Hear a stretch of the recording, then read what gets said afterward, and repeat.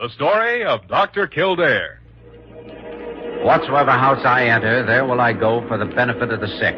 For whatsoever things I see or hear concerning the life of men, I will keep silence thereon, counting such things to be held as sacred trust. I will exercise my art solely for the cure of...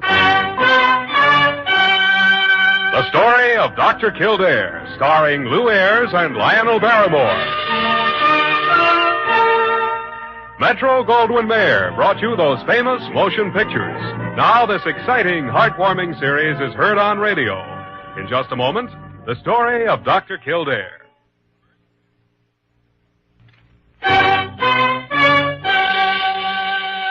Now the story of Dr. Kildare, starring Lew Ayres as Dr. Kildare and Lionel Barrymore as Dr. Gillespie.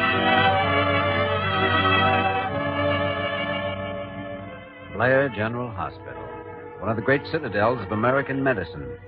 A clump of gray-white buildings planted deep in the heart of New York, the nerve center of medical progress, where great minds and skilled hands wage man's everlasting battle against death and disease. Blair General Hospital, where life begins, where life ends, where life goes on.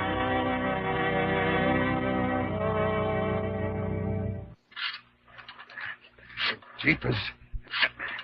I gotta get some advice. Blair General Hospital. Hello, this is Joe Wayman. I gotta talk to Doc Kildare right away. Step on it, huh? Okay, don't flip your lid. Kildare speaking. Boss, this is Joe Wayman. Oh, hello, Joe. Doc, you know that call I got to pick up some dame over here on the east side and bring her back to the hospital? Yeah? Yeah. Well, there ain't no address like that. I asked all up and down the block. Well, must have been somebody's idea of a practical joke.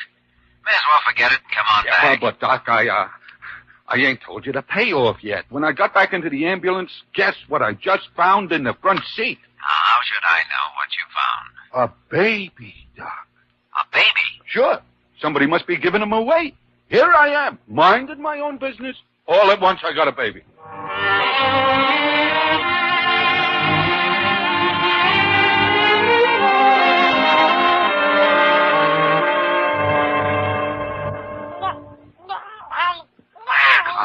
Confounded. Child's wrapped up like a mummy. Here, Parker. See if you can get him out of this thing. All right, Dr. Gillespie. Here now. Everything's going to be all right. There now. That thing he's wrapped in, Parker, isn't that the jacket to a woman's suit? Why, yes, it is, Dr. Kildare. Some kind of a wool plaid, I think. Or it was once. It is rather worn at that. So is this baby Kildare.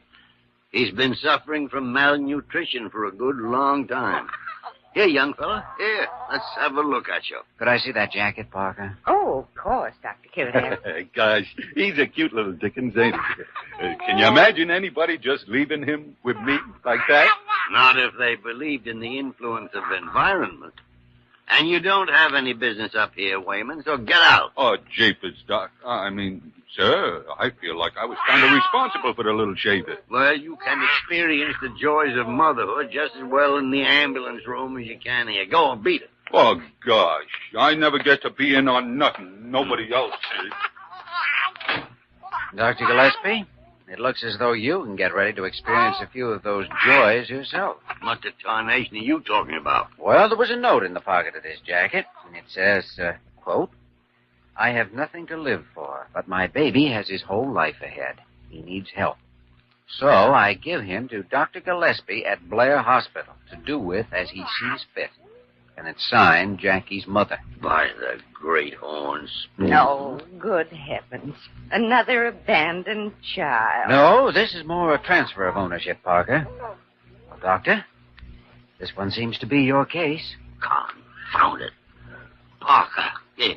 Take the boy over to one of the examination rooms and strip him down, and I'll be over there in about 5 minutes. All right, Doctor. Come on, young man. Now, let's go get cleaned up now. Jimmy, unless that baby has some fast medical attention and a lot of luck, we'll have a corpse instead of a case. Maybe 2 corpses. 2? Jackie's mother. Huh? I don't know who she is, but I'm betting she needs help and needs it fast. A woman's in pretty serious trouble when she's willing to give a child away. Yes, it's generally considered a last resort. And we've got to try and find her.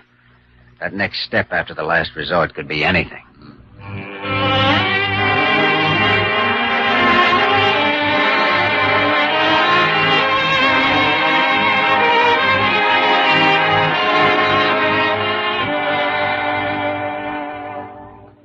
Hello, Wayman? Yeah. Oh, this is Kildare. Oh, hiya, boss. Say, Detective Lieutenant is on his way up here to see me. Yeah. It's in regard to the mother of that baby you found. Now, will you stand by, Joe? He may want to talk to you. Yeah, okay, sure. I've got a hunch we have to find this girl right away, if we find her at all. Yeah? Oh, just a second, Joe. You're right. Yes, Parker, what is it? Lieutenant Dan Riley from Precinct Headquarters is here to see you. Oh, fine. Send him in. He's here now, Joe. See you later. Yeah, okay, boss. Come on in, Lieutenant. Thanks. Sit down. Got here in a hurry. Yeah. I understood somebody over here was burning up to have this girl found. You, by any chance? That's right. Why? How come you're so worked up about it? Well, I think a girl who's forced to abandon her child needs help, that's all. Can't help her unless I find her. It's simple enough, isn't it? Yeah, when you say it real fast. That jacket there the kid was wrapped in? Yes. Well, that's our best bet, but the odds are long. Exactly where was it your driver left his ambulance parked? Let's see. I have it here on the report. On the east side of First Avenue, about 100 feet north of Dutton Place. He went into the apartment houses at 10:42 and 10:46. What was the time? The call came in here at 6:24. Joe got there at 6:45 and was away from the ambulance for about 10 minutes. Well, I'll see what I can do, Kildare. Looks like a matter of trying to match the suit material. Somebody may recognize it, and the girl may still be wearing the skirt. Do you know that neighborhood? I know it. Bunch of flop houses, honky-tonks, clip joints, typical Skid Row. Mostly floaters and down-and-outers. Yeah, I know it all right. Well, don't count on anything, Kildare. All right, I won't. We can't both be over-enthusiastic. Okay. So you're all fired up to do a good deed. Suppose we do find her and give the kid back to her. She had some reason to dump him in the first place, and she'll do the same thing again. Only the next time, she'll make sure of it, and we'll probably fish him out of the river. So what's the percentage? Pretty low. Only sometimes you can change the percentage by stepping in and helping at the right time. Doctor learns to make his own odds. This is one case, Doc. I've seen 1,000 of them just like it. Cynical, aren't you? You get that way if you keep your eyes open and watch human nature. Mm-hmm. Well, I usually do. Helps in diagnosis. I've developed a theory from it, as a matter of fact. A theory, huh? Mm-hmm. The more soft-hearted a person is, the more chance he'll try to throw up a hard-boiled front. Yeah. Well, everybody's got a right to his own opinion. Kildare, I'll give you a call if I turn up anything.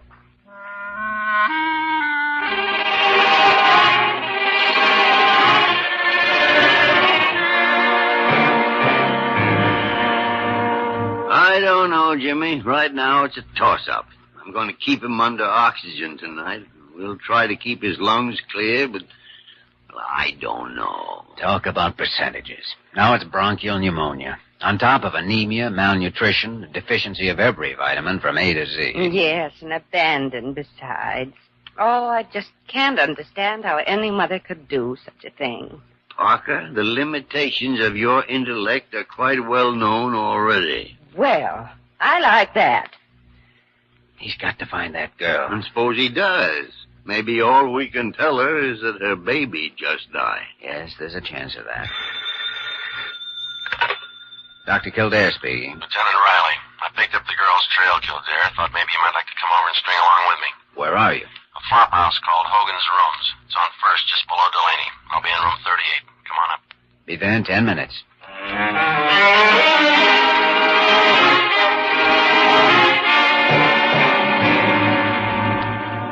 She and the kid lived here for 3 days, Kildare. She paid for the room in advance for the first 2 days and then skipped out around 6 this evening. She owed the proprietor 1 day's rent, 25 cents. That's what a room in this flea bag cost. And I'll make you a bet, Riley.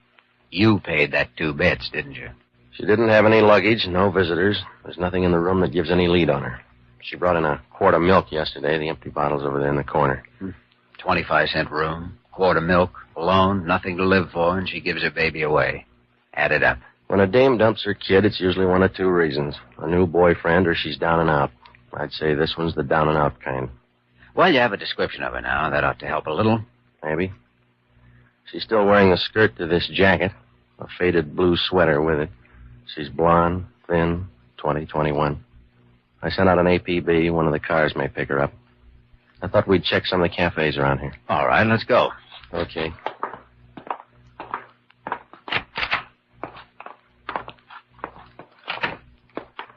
Oh, by the way, she was registered as Eleanor Mason. From where? From nowhere. Around here, nobody cares. Look, Riley, suppose we get something straight right now. All right, shoot. You wanted me to see this place for one reason. Because you think I'm a hothouse boy living in a plush and chrome office up at Blair Hospital without ever realizing just how rough life can get. Well, do you? Riley, I worked in a clinic less than 6 blocks from here while I was interning, and at one time or another, I've been inside all these tenements and flop houses. I've treated hundreds of these people, suicides, alcoholics, dope fiends. I know what they're up against and what you're up against. There are no arguments on that score. All right. But here's the difference between us. You think the problem's too big for any one person to tackle, and I think the only way we can ever hope to whip it is to keep on trying. That's why I'm on the staff at Blair instead of running a gold-plated pill factory of my own somewhere up on Park Avenue. Okay, Kildare, sorry. A guy can be wrong, you know. Yeah, that's right, a guy can be wrong. All right, let's check those cafes.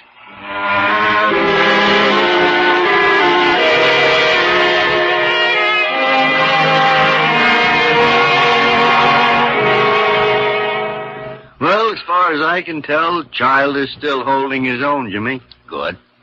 I don't really expect a crisis before tomorrow night. We're doing everything we can, but he simply doesn't have any reserve strength to fall back on. So, well, I don't know. Incidentally, his last name is Mason. We found out that much at least. Yeah, but you didn't find his mother? No, we traced her as far as a cafe on 10th Street where she had a cup of coffee a couple of hours ago. Cashier remembered her because she had just 4 cents. The coffee was a nickel. Then she's flat broke, and she can't travel very far on foot. As far as eternity, if that's what she has in mind. Well, she's desperate enough. That's what Riley thinks. I left him over there a while ago, still at it. He's a good man. It's too bad he's got that cynical attitude. Well, with him working the district and the whole police force alerted, there's still a chance, Jimmy. There's got to be a chance. You know, it's funny. I've never seen this girl, and yet all at once she's the most important thing in the world. Kildare speaking. Lieutenant Riley. Look, Kildare, I'm at Pier 21 East River. You better get over here. What's happened? We just pulled the Mason girl out of the river.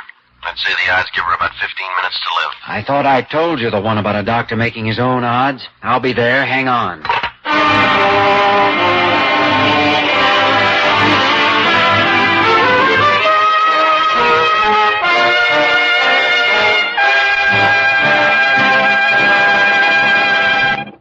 In just a moment, we will return to the story of Dr. Kildare.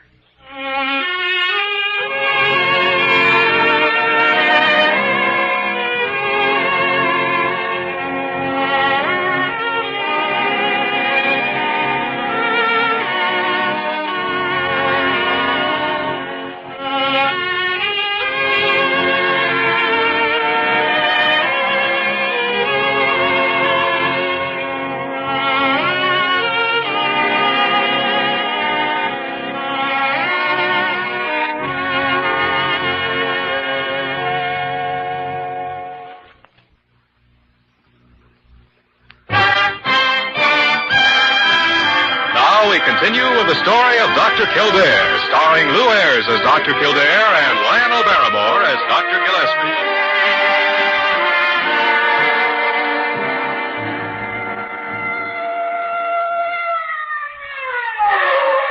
That must be it, boss. You see, there's a red spotlight at the edge of the dock. All right, come on, Joe. Yeah.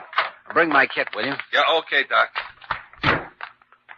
They must have picked her up in one of the police boats. Yeah. Watch the planks there. Yeah, sure. Over here, Kildare. She's still alive? How do I know? You're the doctor. All right, let's have a look. No. Keep feeding her oxygen. Well, what do you think? There's still a chance. Heart stimulant may help. Joe, hand me that kit. Yeah, will you? okay, Doc. We got most of the water out before we gave her the oxygen. Here, hold this, Joe. Where'd you jump from? Bridge over there. A patrolman saw her and called the river patrol. We picked her up with a searchlight, and we had her out in 6 or 7 minutes. I was on the boat. Yeah, so I gathered. Now then. There. How's her baby? Pretty bad. Won't know for about 24 hours yet. Hey, she's pretty, isn't she? Yeah, she will be in the newspapers anyhow. They're always beautiful in the papers. This doll would be a knockout any place. All right, so she's a doll. Yeah. Oh, she's coming too. Riley, how did you happen to be riding that boat? That was a lucky guess. With a dame, it's usually gas, poison, or the river. For gas, you need a room, and a room costs money. So does poison. I took a chance on the river. We've been patrolling this area for the last hour. All right, take the respirator off. See if you can make it alone. Now, Joe, start her out without official respiration. You're right, boss. Easy now. There we are.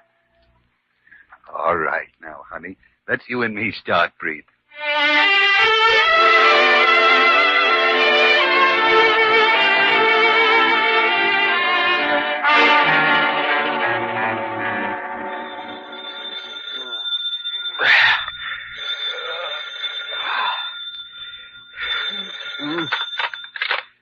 Hello. Kildare speaking. Good morning, Kildare. Lieutenant Riley. Morning. Hey, what time is it anyway? 6 o'clock. How's that Mason girl getting along? How do I know? You just woke me up. I'm not on 24-hour duty around here, you know. Yeah. Well, I gotta fill out my report, and I was just wondering if I could come up there and see her. It's 6 o'clock in the morning. Riley, go back to bed and get some more sleep. I'll call you when she's able to talk, and that'll probably be noon or after, okay? Well, as long as you make it as soon as possible, because... Sure, I know. You've got to fill out a report. So long, Riley. Wow.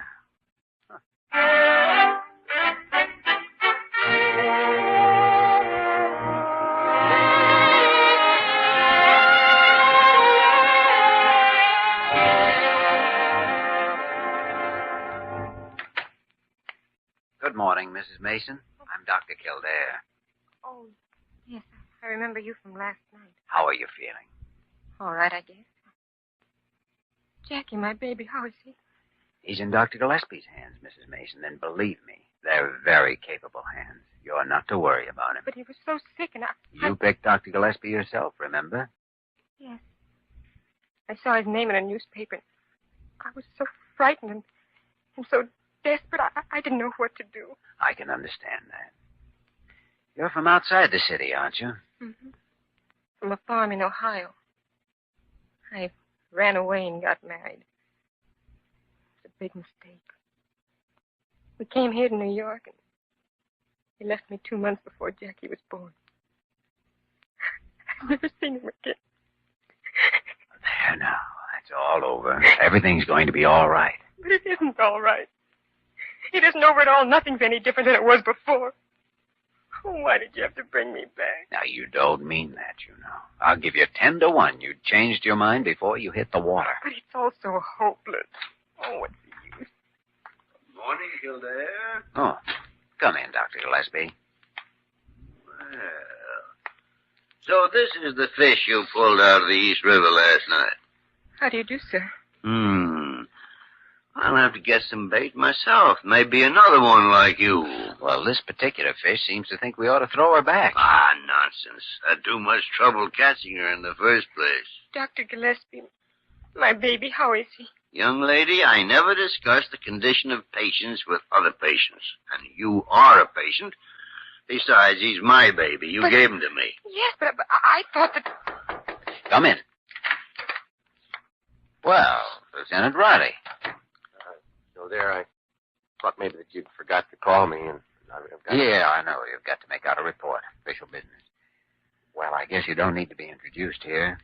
I don't know whether you'll remember me, Miss Mason. Oh, yes. It's your voice. I remember hearing it when I was in the water. You were so kind and gentle. Yeah. Well, if you feel like talking, Miss Mason, Have to get some things for my final report, so... Dr. Gillespie, I think we're going to be in the way here. Well, I never like to interfere with official business, Jimmy. Shall we go? Oh, pardon me. By the way, Lieutenant Riley, the commissioner called me a while ago and said he was glad the case had turned out all right. He'd just been reading your final report.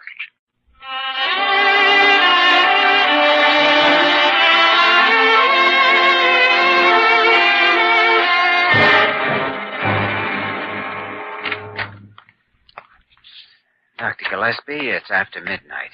Isn't there any sign of a break yet? No, Jimmy, his temperature's still rising. May not have reached the peak for 2 hours yet. The worst part is always this waiting. Poor little boy. Well, we've given him everything medicine has to offer. But that's as far as we can go, Jimmy. Nobody can get inside that oxygen tent and help him fight. It's his battle from here on. His and, well... Dr. Kildare. Lieutenant Riley's outside in the hall. Back again? All right, Parker, stand by here. I'll be right back, Dr. Gillespie. Yeah. Hello, Riley.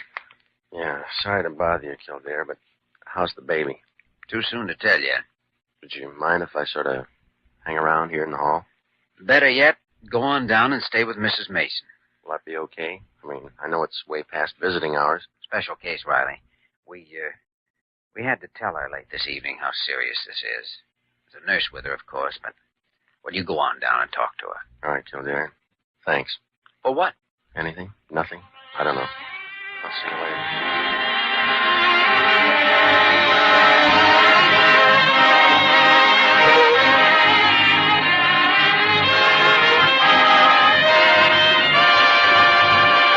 Thank you, Dr. Kildare. Thank you. There now, Mrs. Mason. Everything's going to be all right. Oh, I'm so happy. I'm going to cry. Easy now, honey. Confound it. The simple statement of a fact is no reason for hysterics. The boy's going to live and has a good chance of growing up to be president or a bank robber or a gin rummy place, something or other. Oh, Dr. Gillespie. And you, Dr. Kildare, thank you, both of you, for saving him. For saving me. I don't know what else to say. Kildare, you stay here and listen to this gush if you want to. I'm going to bed. No sleep for 2 nights. People giving away babies and jumping off bridges. Good night. Looks like the dawn's starting to break out there. Might as well turn these lights off, I guess. Oh, it's beautiful. So fresh and clean. It's a wonderful world. You didn't think so yesterday. Do you promise to keep on believing it tomorrow? Yes.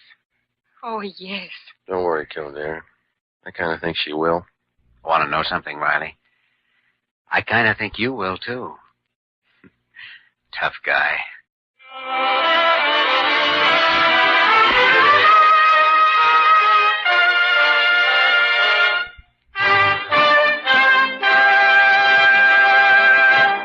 In just a moment, we will return to the story of Dr. Kildare.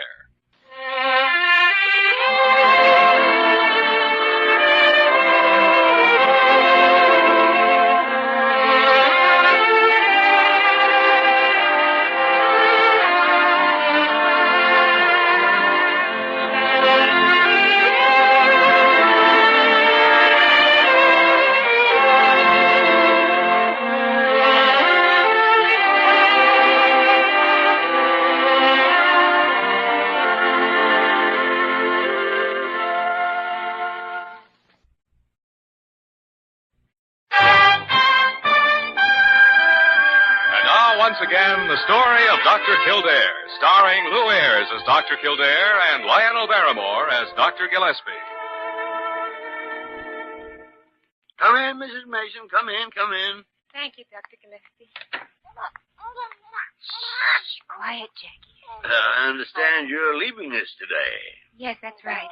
But not without saying goodbye to you and Dr. Kildare. Well, it certainly looks to me as though mother and son are doing nicely. Oh, Dr. Kildare. No, I'm not going to say it all over again. You know what I mean. Well, I'm glad you came in here, Mrs. Mason. I've been wanting to talk to you before you left. I know you don't have any place to stay, so I thought we might arrange... Thank you, Dr. Gillespie, but... Well, Lieutenant Riley has already taken care of that.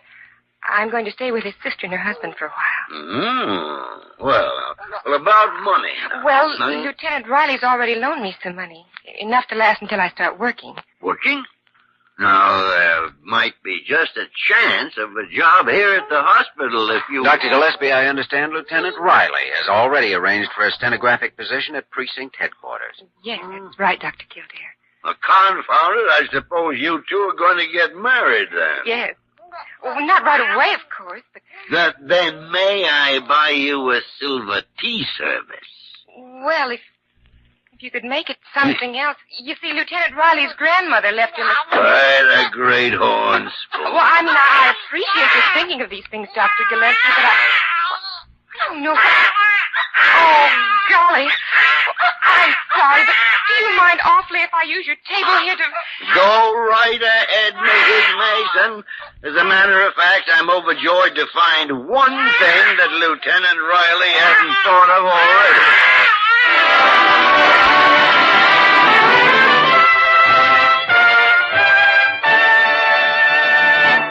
You have just heard the story of Dr. Kildare, starring Lew Ayres and Lionel Barrymore. This program was written by Les Crutchfield and directed by William P. Russo. Original music was composed and conducted by Walter Schumann. Supporting cast included Virginia Gregg, Ed Max, Jack Webb, Lillian Baeff, and Jerry Hausner. Dick Joy speaking.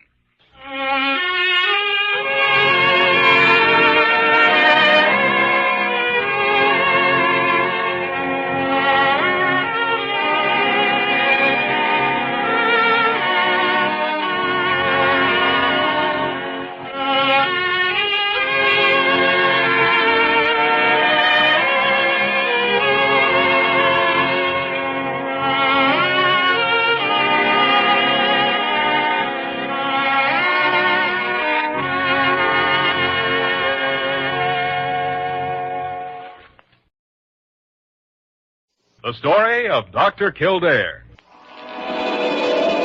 Whatsoever house I enter, there will I go for the benefit of the sick. And whatsoever things I see or hear concerning the life of men, I will keep silence thereon, counting such things to be held as sacred trusts. I will exercise my art solely for the... The story of Dr. Kildare, starring Lew Ayres and Lionel Barrymore. Metro-Goldwyn-Mayer brought you those famous motion pictures. Now this exciting, heartwarming series is heard on radio. In just a moment, the story of Dr. Kildare. But first, your announcer.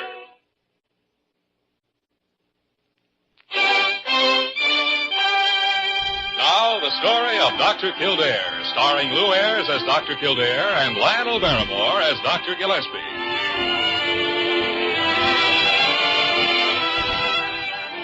Blair General Hospital, one of the great citadels of American medicine. A clump of gray-white buildings planted deep in the heart of New York. The nerve center of medical progress, where great minds and skilled hands wage man's everlasting battle against death and disease. Blair General Hospital, where life begins, where life ends, where life goes on. Parker, I'm bored. Right up to the back teeth. Just plain downright bored. Well, now that's just too bad, Dr. Gillespie. You can't have excitement all the time, so you might just as well relax and enjoy it. Enjoy being bored?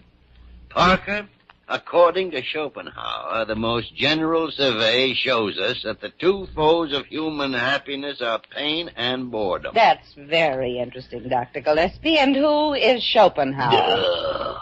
Who is Schopenhauer? Parker, you are an idiot. Well, I can't remember every doctor who comes into this hospital. I could hold a more intelligent conversation with an anthropoid ape. What? I beg your pardon, Dr. Gillespie. Yes, sir. Well, come in, Pithecanthropus erectus. Huh? Well, I don't follow you, Doc. Sir, I mean. Never mind, Wayman. What do you want? Well, I was looking for Dr. Kildare. They told me to bring him this here lab report, and I thought to... Lab report? Yeah. Oh, here. Let me see it. Yes, sir. Here, Parker. Do you recall any patient of Kildare's named Barbara Lane? Why, no, Dr. Gillespie. Hey, that's the dame I bring in about noon. Emergency call from a hotel a couple of blocks down the street. She had an overdose of sleeping pills. That's a very interesting report. Was she unconscious, Wayman? Sure. Out cold. Limp as a wet noodle. We found a half a bottle of pills in her room. Doc Kearing was the intern. Remarkable. Now, how in the world could... Oh, Kildare. Come in. I've got something here to show you. What's up? Here, you might as well look at this. It's for you. Oh, it's the lab report on Miss Lane. Young Gearing asked me to check her over, but I haven't had time yet. She was an emergency case. Acute barbital poisoning from an overdose. From an overdose of what? Concentration in bloodstream, 3 parts. Wayman, I understand you and Gearing found this girl in a state of coma. Coma? Limp as a wet noodle. Oh, well, yes, she was. Why, that concentration is no more than she'd have from taking 1 tablet. 1 tablet, Doc? I'm telling you, the bottle was half empty. Nevertheless, this girl hasn't taken more than 1 or maybe 2 tablets. So why was she in a state of coma? Of course, there could be an idiosyncrasy in her reaction to barbital. Yes, it could be, but the odds are against it. You know, Jimmy, this Lane girl may have deliberately faked a case of barbital poisoning. But why? She went through some pretty rough treatment when she was brought in here. Stomach pump, mag salt, ephedrine shots. She couldn't have enjoyed it. No, but she might put up with it if she had a reason. What reason? Well, I don't know yet. Maybe you'd better have a talk with her, Jimmy. I'm going to. Dr. Kildare, don't you pay any attention to him. He's just trying to stir up excitement because he's bored. He said so. Parker, I can only think of one reason why I go on putting up with you. The fact that use doth breed a habit in a man. Oh, you and your Schopenhauer.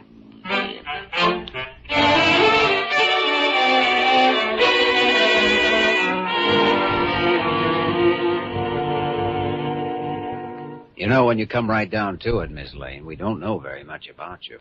No, I suppose you don't, Dr. Kildare. The hotel clerk said you registered the day before yesterday from Chicago. Now, that's all he knows about you.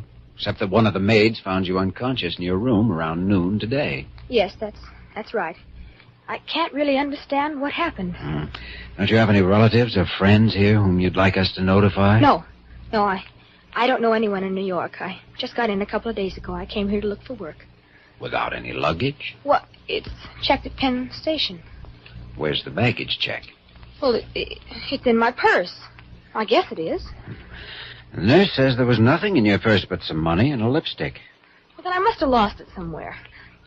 Why do you keep asking me questions? I don't have to answer you. I haven't done anything. Now, Miss Lane. You don't have any right to persecute me like this. I didn't ask to be brought here. I don't have to tell you anything. Miss Lane. I haven't done anything to be treated this way. I Miss can't Lane. stand it, and I won't. Miss Lane, stop it. I'm sorry. I didn't mean to get all upset like that. It's all right. I'm sorry, too. I guess I wasn't very tactful. It's just that I'm nervous and jumpy. After effects, I guess. After effects of what?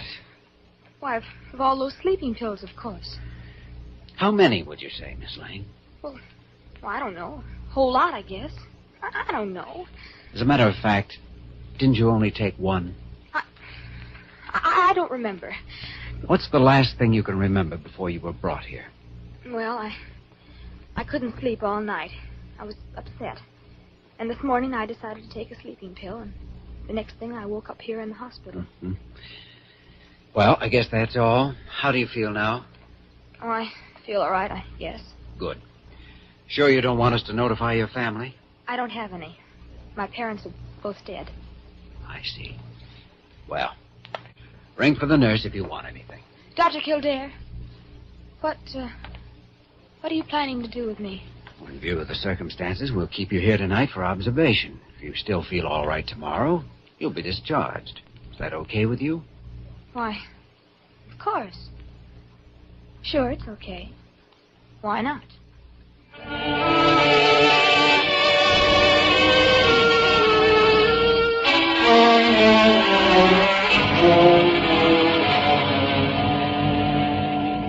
I can't understand Miss Lane's attitude, Dr. Gillespie. She's antagonistic, on guard, and she flies apart at the slightest pressure.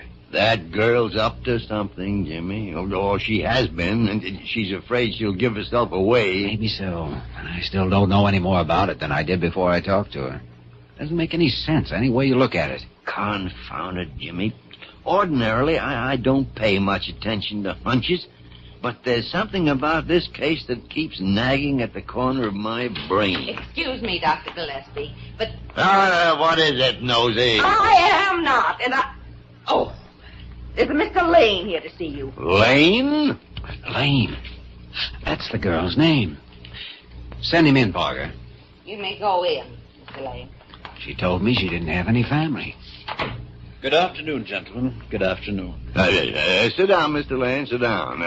Now what can we do for you? I came here to see my daughter Barbara, gentlemen. They told me downstairs that I'd better talk with you first. She is here, isn't she? Yes, she's here, Mr. Lane.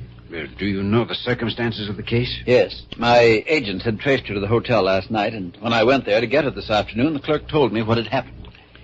You see, gentlemen, my daughter ran away from home a week ago. Do you have any idea why she decided to come here to New York? Come to New York? She was in New York. I have an apartment at 271 Park Avenue. Well, your daughter seems to have quite an active imagination, Mr. Lane. Well, I must confess that I don't understand that girl, gentlemen. This isn't the first time she's run away, you know, and yet I've given her everything money can buy. By the way, this package, some clothes and things for Barbara, is it all right if I take them to her? Oh, sure. Parker! Yes, Dr. Gillespie? Show Mr. Lane up to 512, Parker. Of course. You'll come with me, sir. Thank you. Good afternoon, gentlemen. Yes. And I'm sorry for all the trouble my daughter has caused. No trouble at all. Goodbye. Well, there goes the end of a good hunch. Jimmy, I'm not so sure. The girl found out her father had located her. She knew she was in for it, so she staged this act for sympathy. Seems to fit. Yes, but there's one thing that doesn't fit. That hunch of mine. And, Jimmy, I've still got that hunch.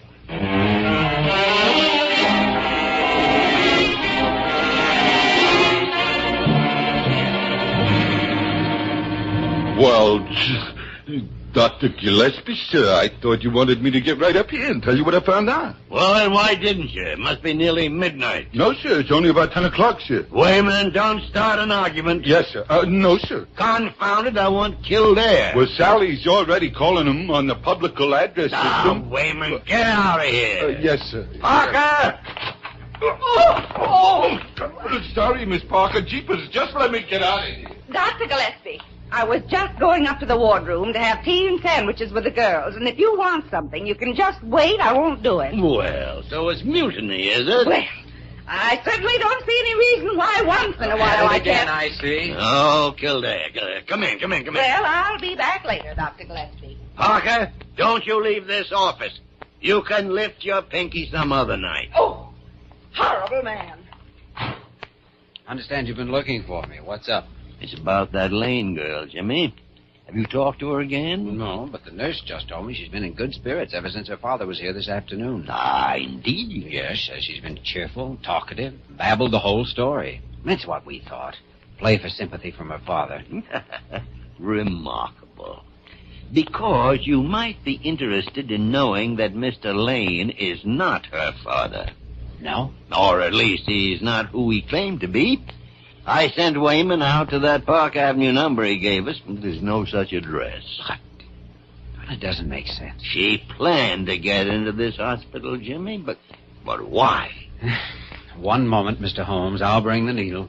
And where does Lane fit? Needle? Yes, you remember Sherlock Holmes' one great weakness. Morbid and depressed earlier, semi-hysteria, feelings of persecution, and after her father came, buoyant, cheerful, talkative. Why? Because he brought her a morphine shot. No, wait a minute. Jimmy, Barbara Lane is a drug addict. You could be right. The emergency treatment she went through could have covered the symptoms. Has she asked for a narcotic of any kind? No, not even a sedative. An addicts always do. But that must be the reason she planned to get in here. And you watch. She'll pull something else and stay here. Pardon me, Dr. Kildare. What is it, Parker? The dispensary clerk on the 5th floor is here. Well, that's fine, but I... Well, here I am, Dr. Kildare. Came down as quick as I could. Maxie? What are you talking about? Well, I don't know. You phoned me about 5 minutes ago and said to get down here right away. I didn't phone you. But you said it was you, or whoever it was said it was. Now, wait a minute. Did you lock the dispensary? Well, sure. I always lock it when Never mind. Let's get up there fast. Kildare, what's all this about? I don't know yet, but Barbara Lane's room is on the 5th floor in the same wing as the drug dispensary. Come on, Maxie, let's go.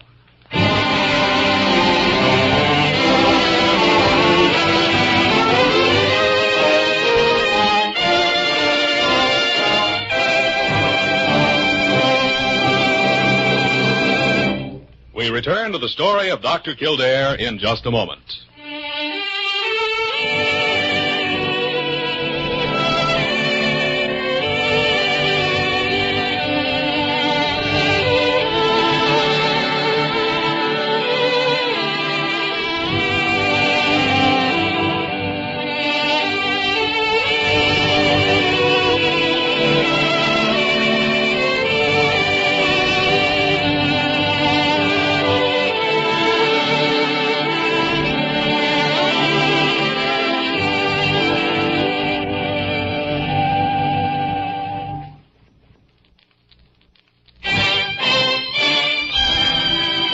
Continue with the story of Dr. Kildare, starring Lew Ayres as Dr. Kildare and Lionel Barrymore as Dr. Gillespie.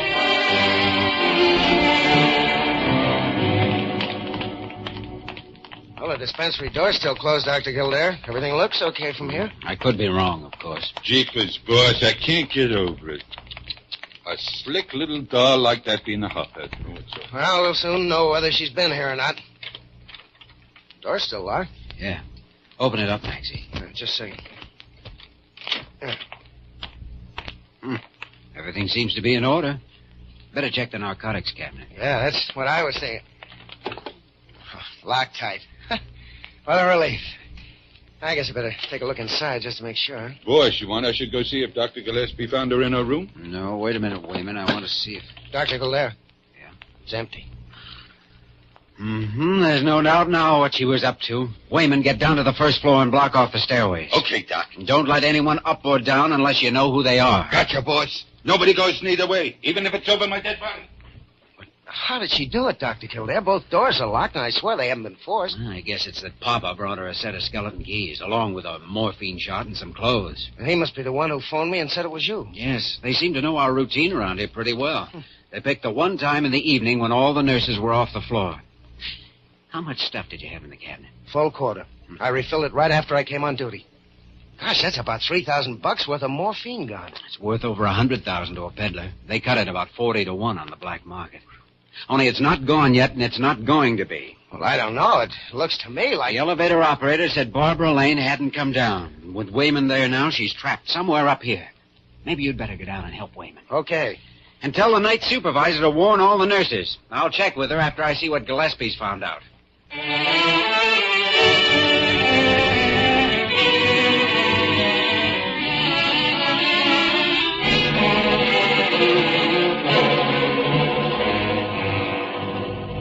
Look, Dr. Gillespie, here's her hospital robe hanging in the closet. Why, she'll catch a death of cold, to say the least. Parker, you can drop that tone of outraged morality. Girl's fully clothed. That was what was in the package her alleged father brought her this afternoon. Well, I only thought that, after all, she... I know what you thought. I always do. 10 minutes before you think it. Well... According to the eminent philosopher, the fundamental fault of the female character is that it has no sense of justice. In your case, Parker, it's merely a matter of no sense at all. Oh, don't you quote at me anymore. You've been Schopenhauering me all day. Any sign of her, Dr. Gillespie? No, Jimmy, no. She apparently got dressed and skinned out. Well, the narcotics are gone. She probably used a skeleton key. I've got Maxie and Wayman guarding the elevator and the stairs. Good. She's somewhere on these upper floors, and she can't get out, but we've got to find her. And it might be a good idea to call the police. Yes, I guess we'll have to if we don't locate her in the next 10 minutes or so. I suppose we ought to notify Carew. Yeah, well, we'll regard that as the last resort. Jimmy, I've been trying to figure out just what plan this girl had in mind. Well, we know what the first part of it was, to steal the narcotic supply from the dispensary. And after that, she must have planned to get it out of the hospital. But how did she plan to get herself out, too? You mean she may intend to come back if it... Yeah, that stuff could be tossed out of a window. That's it. Maybe she meant to get rid of it and then come back here and go to bed as though nothing happened. Ordinarily, the drugs wouldn't be missed for several hours. Lane is probably waiting outside somewhere. But if that is it, she couldn't use this room. All these windows overlook the street. They're right above the sidewalk. Well, how about the east side where the ambulance drive comes in? That's right. And there's a lot of shrubbery next to the building. No access on this floor, though, except private rooms. But right below here, the fourth-floor terrace. It's dark out there. It'd be perfect. Well, there's just a bare chance, all right. We can't let any chances slip past. I'm going out there. Good. I'll call Wayman and send him out along the drive with that monkey wrench of his. Go to it, Jimmy.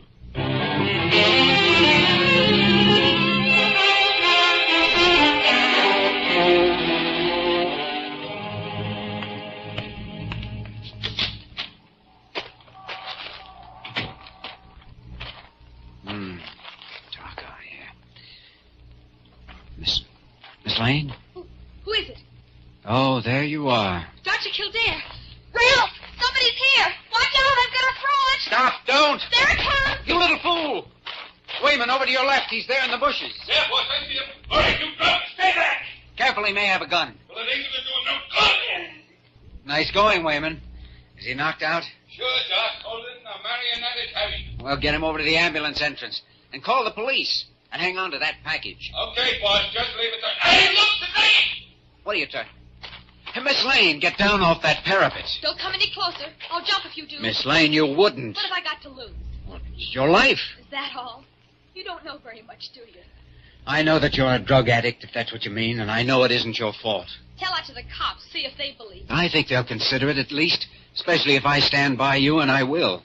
I have a great deal of sympathy for a drug addict, Miss Lane.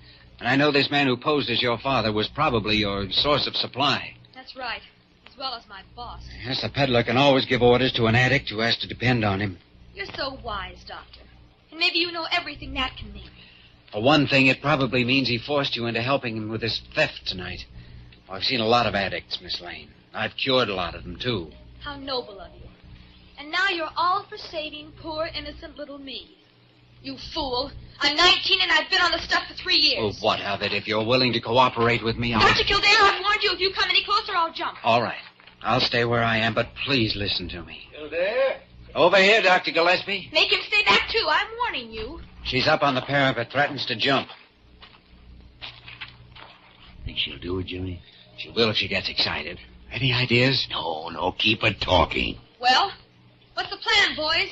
Aren't 2 doctors a match for one lousy hophead? I think that's your own title. I wouldn't call you that. No? And what would you call me, Dr. Kildare? I'd call you a very lovely young girl who's managed to get herself mixed up in some very nasty trouble before she's even had a chance to find out what life's all about. Oh, I know what it's all about, all right. Plenty. Want a case history for your files, Doc? What's that? It's the police after your partner. Keep her talking, Jimmy. They're mad nets. I would like to hear your story. As a matter of fact, how did it happen? Oh, you're just stalling. You don't care, not really. Yes, I do. Oh, come on now. Tell me, where did you live and grow up? Chicago. I ran away from home when I was 15 and came to New York. I was broke and I couldn't get a job and I kicked around a lot. Yeah, go on. Guy I knew got me to try a pop and within a month I was on the stuff. I've been on it ever since. We can change that if you will let us. You think I haven't tried? Do you know how it feels to try sweating it out, leaving that stuff alone? Thinking you're going crazy, biting your hands so they bleed to keep from screaming? Well, you can't do it alone. Of course you can't. You need help, medical help. But I'll see that you get it. Oh, you're lying. You're only saying that because you don't want me to jump. Because you want to turn me over to the cops. Confounded crazy kid. It's no use. You're like everybody else, and you're lying. That's what you're doing. Whatever we do, it's got to be fast. I won't listen anymore, because you don't mean it. Sometimes you can hit their vanity. I don't know. You want to trick me and fool me like everybody else. Miss Lane, you listen to me for just one moment now. I won't. Afterward, you can go ahead and kill yourself if you want to. But have you ever seen the body of one who's jumped off a building? What are you talking about? Bones break up and it smashes like a piece of ripe fruit. And the face never looks like a face anymore. Your face is very pretty the way it is now. Stop that. Stop talking like that. And another thing, we're not very high up here, you know, and it's about an even chance you'd go on living with your face all smashed up. Stop it. I won't listen to you. Stop saying those things. I don't know, Jimmy. It's 50-50. Miss Lane, if you'll step down off that parapet and trust me, I'll see you through this, and I'll ask the court to be given your parole. And then if you're willing to cooperate with me, I'll cure you. On my oath as a doctor and by everything in this world I believe in. I promise you that. Now, what about it? Come on, will you take a chance? If only I could. Tarnation, she's going to jump. She can't. I'll take that chance, Dr. Kildare. Good.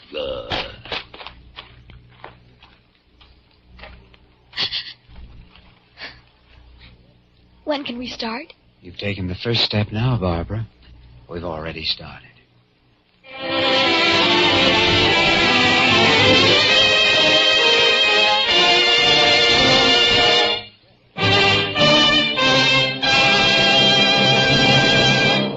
In just a moment, we will return to the story of Dr. Kildare.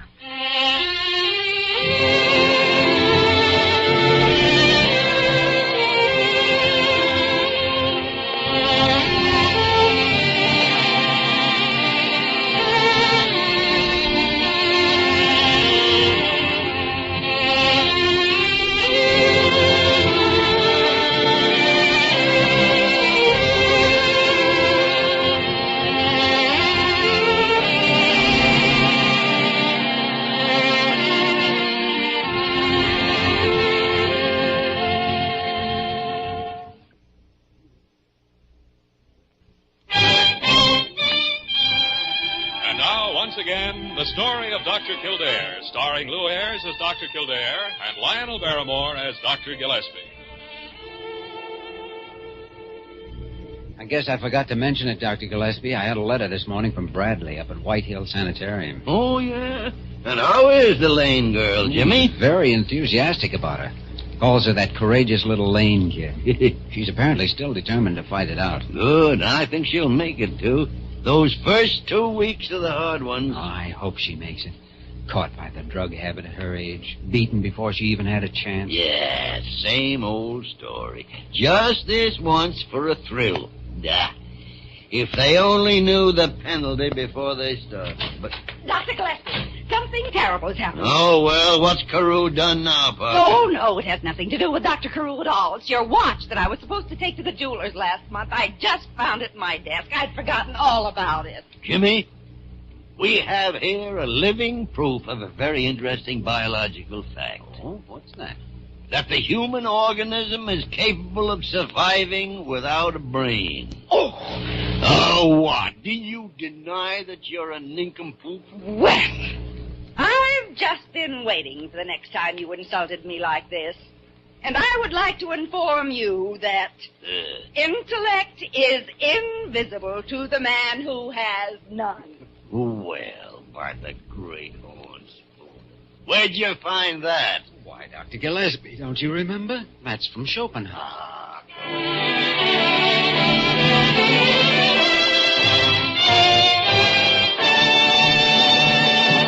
You have just heard the story of Dr. Kildare, starring Lew Ayres and Lionel Barrymore.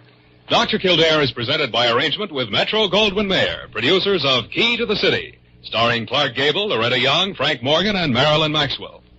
This program was written by Les Crutchfield and directed by William P. Russo. Original music was composed and conducted by Walter Schumann. Supporting cast included Virginia Gregg, Ed Max, Parley Bear, Tom Brown, and Barbara Ruick. Dick Joy speaking.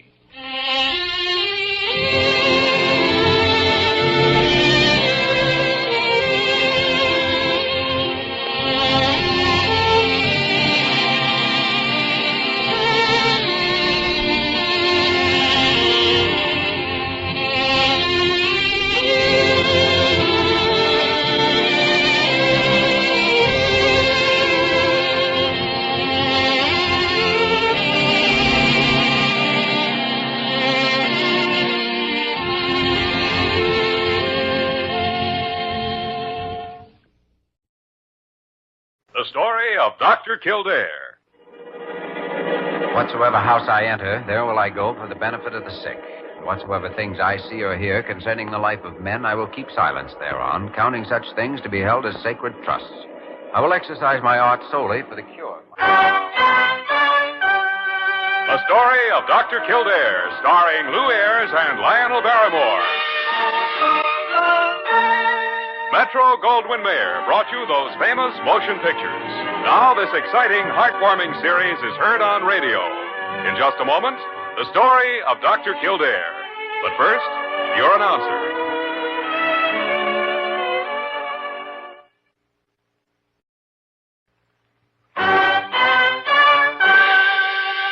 Now, the story of Dr. Kildare, starring Lew Ayres as Dr. Kildare and Lionel Barrymore as Dr. Gillespie.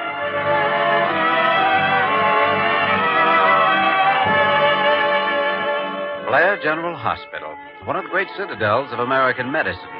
A clump of gray-white buildings planted deep in the heart of New York. The nerve center of medical progress, where great minds and skilled hands wage man's everlasting battle against death and disease. Blair General Hospital, where life begins, where life ends, where life goes on.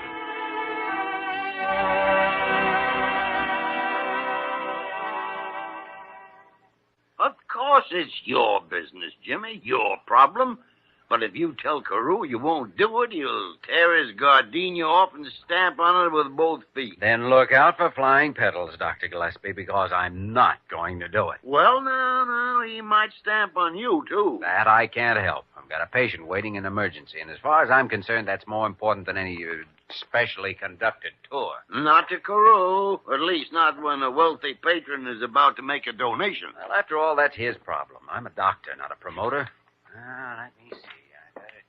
Oh, confound it, Jimmy. After all, Carew is the superintendent of this hospital. You?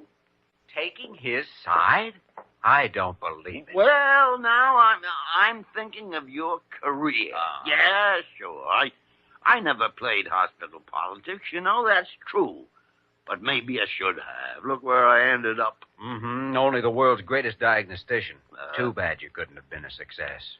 Well, but there are different kinds of success. Now, you take Carew. You take him. All right, but come in.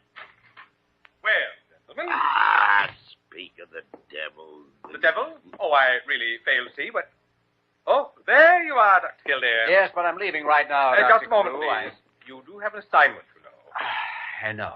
Showing some millionaire's secretary around the operating room. Sorry, I haven't the time. And precisely what is this case you consider so important, may I ask? Oh, some poor fellow collapsed down the street, and they brought him in here a little while ago. He's still unconscious. Why, it's a heart condition, obviously. The intern can deal with it. It was the intern who called me, Dr. Carew. He's scared, and I know how he feels. Well, I'll see you later. Dr. Kildare, I positively and absolutely forbid you to... Did you see that? See what, Carew? Insubordination, Dr. Gillespie. Rank insubordination. Nonsense. Kildare has a patient waiting, that's all. A patient? Huh. When I have a representative, a Mr. Jeremiah Ramsey, coming right here to this office any minute. Not really. Oh, yes, indeed. And I'm quite sure we can expect a $500,000 donation or more if we can show clearly the hospital needs it. Well, I've never seen a time Blair Hospital didn't need it, or any other hospital, for that matter. But I was counting on Dr. Kildare to, explain things. I've been away from actual practice for some time, you know, and after all, my talents do run more to administrative lines. Yeah, heaven help the patient who ever had to depend on your medical talents. See. Dr. Carew, there's a Miss Mudd out here to see you. Miss Mudd? She says she'd like to look over the hospital. Oh, dear. Well, Carew, your millionaire secretary has apparently arrived. Oh, dear. Miss Parker, please ask her to wait a few minutes. Very well, Doctor. Well, Carew? Dr. Gillespie, I wonder if I could prevail on you to... Don't look at me. But somebody has to convince her we need that donation. And since there are only two of us left... Oh, dear. Oh, dear.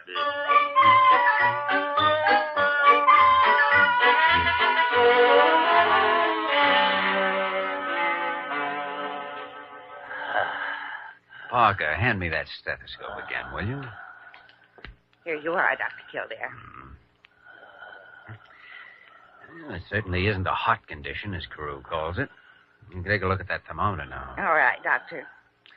Good thing young Benton called me. If this had been handled as a routine stroke. 97.4. Abnormal. Let me see now. Oh, there's a slight precipitate beginning to form here. What do you think's wrong with him, Dr. Kildare? But it isn't a heart attack. I wonder if he could possibly...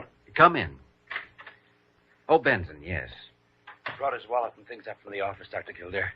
Is there any change yet? No, none of any importance, but I think I know what's wrong. Let me see now. Yes, if I'm right, there should be... Here we are. What is that?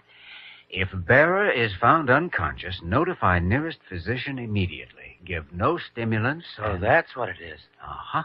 Diabetic coma. Parker, get 20 units of insulin from the dispensary, and hurry.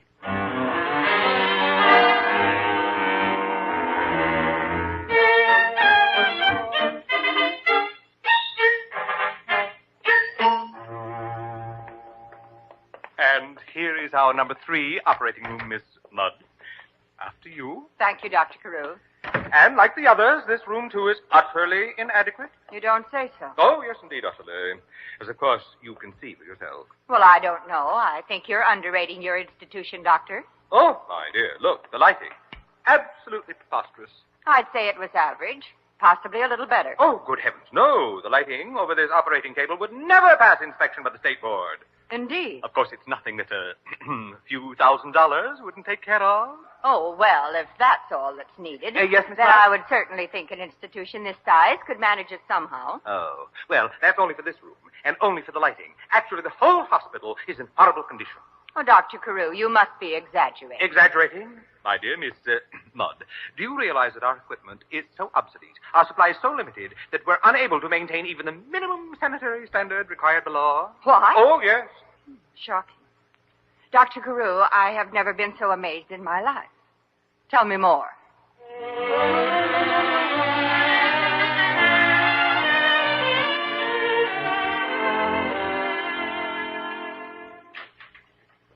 Oh, come in, Jimmy, come in. How's your emergency patient? Oh, I think he's out of danger now. He's diabetic, you know. Oh, coma, huh? Mm-hmm. We gave him the regular insulin and a balanced shot of protamine zinc. Benton's staying with him, and I'm going back later. I suppose Carew was a little put out. Only to the extent of turning pale pink and calling it rank insubordination. He'll probably tear my insignia off in front of the assembled staff. Jimmy, you've got to learn to take these things more seriously. Oh? Well, true enough, Carew is an imbecilic nincompoop. Granted. But nevertheless, he can do you a lot of harm professionally. Look, Dr. Gillespie, you know I went into medicine for several reasons, but mainly just because it's the best way I know of helping people. And as far as I'm concerned, the only professional harm that could happen to me would be to change that idea. Kildare, that's rank idealism. You know where I learned it. If you mean from me, that's different. I've been at this hospital since time immemorial, so I can afford to be a cantankerous rebel. You can't. Maybe not. But I still believe the first consideration in medicine always is the welfare of the patient. Sure, I agree with you, but... Oh, I know the hospital needs money, too, and unfortunately a big part of it has to come from donations. Okay. But I still think... I have no argument with you at all. You're absolutely right. But confound it, why can't you be a little more diplomatic with Carew? You really mean that? Well, of course. Pull his whiskers. I don't care what you do. Well, I'm back, Dr. Gillespie, in case you need me. Parker, every time you're away for an hour, I'm reminded just how little I do need you for anything. Well... You'd make a good, horrible example for Carew's sales talk. Why, Miss Mudd would take one look at you and... Miss Mudd? Quite a name, isn't it? And Carew thinks that she's a representative from his wealthy patron. Why, yes. Come on, Dr. Gillespie, before it's too late. We've got to find Carew. Oh, yes, gentlemen. Miss Mudd just left, went out to lunch. She'll be back later, of course. She was most impressed by the things I told her. Yeah, imagine she was. Well, Kildare? Just what kind of things did you tell her, Dr. Carew? Well, now, of course, I may have gilded the lily just a bit, overemphasized the rundown condition of our equipment, even hinted at slight irregularities in our ethical standards due to lack of funds, but all in a good cause, Dr. Kildare, if I may take occasion to remind you. I see. Then I take it you're entirely satisfied with what you've accomplished.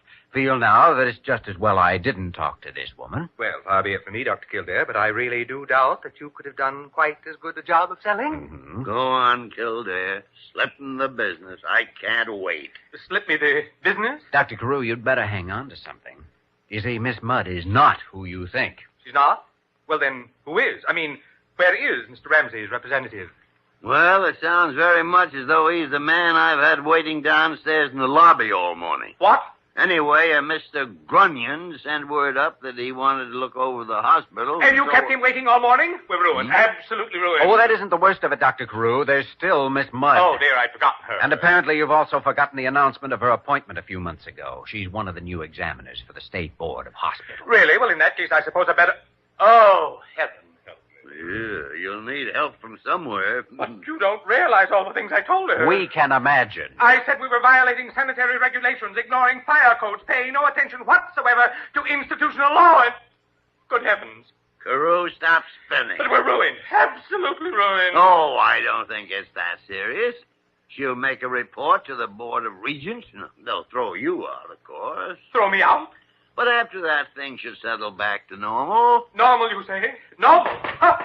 I won't see anyone. I won't see anyone. Dr. Carew, get a hold of yourself. Cast aside like an old shoe, and my poor wife, she just ordered new drapes for the dining room. Fine. Be nice for the new superintendent. After all the years I've given to Blair Hospital, the best years of my life, Oh, Dr. Kildare, it's all your fault. My fault? Now, really?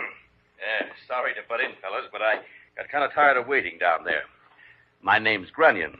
Mr. Grunion, I just now learned of the atrocious treatment you were given this morning, and I want to offer you, nay, beg you to accept my abject apologies and humble assurances. Carew, stop licking Mr. Grunion's boots. What's wrong with him? One of the mental cases? Oh, no. Dr. Carew is our former superintendent. You're kidding. No, really. You see, he takes the patient's trouble so much to heart that sometimes it's just too much for him. Now, Mr. Grunion, if you don't mind waiting outside, I'm sure he'll be all right in a few minutes. But I've been waiting up. Well, now, what are we going to do? Carew, you're a fathead. No, dear.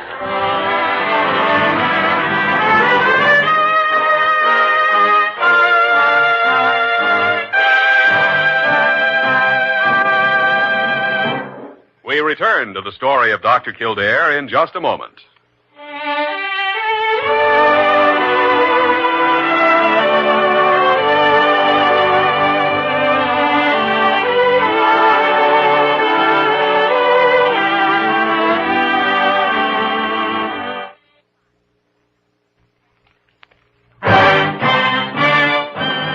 Now we continue with the story of Dr. Kildare, starring Lew Ayres as Dr. Kildare and Lionel Barrymore as Dr. Gillespie.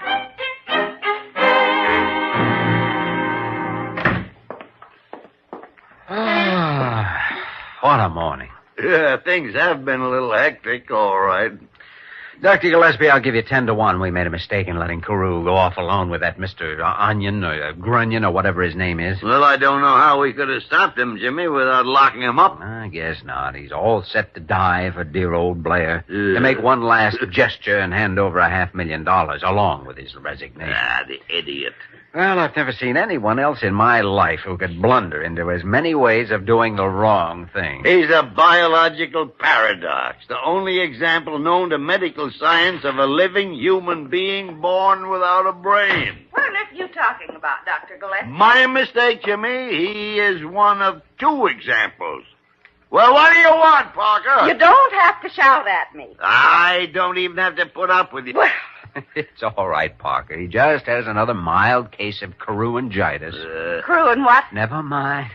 How's the diabetic in 508? He's conscious now. That's what I came to let you know. Good. Dr. Benton said to tell you that he's responding normally and can probably have something to eat about 2:30. Fine. I'll drop by to see him right after lunch. Which, by the way, is a good idea. Well, my dear doctor, shall we go across to Sullivan's and risk ptomaine poisoning again? No, you go ahead, Jimmy. You go on. I've got a halfway idea how we might straighten out the blunders Carew made when he talked to Miss Mudd. Now, wait a minute. You're not starting to come up with brilliant schemes, too. Well, now, something has to be done. All right. Tell her the truth. Ah, it isn't quite that simple. It could be. You just leave it to me, Jimmy. Now, 10 minutes conversation, I'll have everything all fixed up. That's exactly what I'm afraid of. Parker? Huh? Parker, I'd like your opinion about something. Oh, why, of course, Dr. Kildare. Tell me, what do you think of a man who's prone to go off on tangents and violate his own principles? If you're talking about who I think you are, well... A man who has repeatedly claimed that a staff doctor should concern himself only with the medical affairs of the hospital and should stay away from the... Fiddle-faddle, I think that's what he'd say. Yes, stay away from the fiddle-faddle. Thanks, Parker. Ah, fiddle-faddle. And then when you find that man doing exactly the opposite from what he believes, well, how can you explain it? Well, I guess you just can't, Dr. Kildare, unless, of course, he was born without a brain. Born without a... Parker, you get out of here. Go on, get... All right. There are times when I wish he'd been born without vocal cords. Parker! Confounded tarnation. It's insubordination, Doctor. Rank insubordination. Well, give my regards to Carew when you get out on that same limb with him. I'm going to lunch.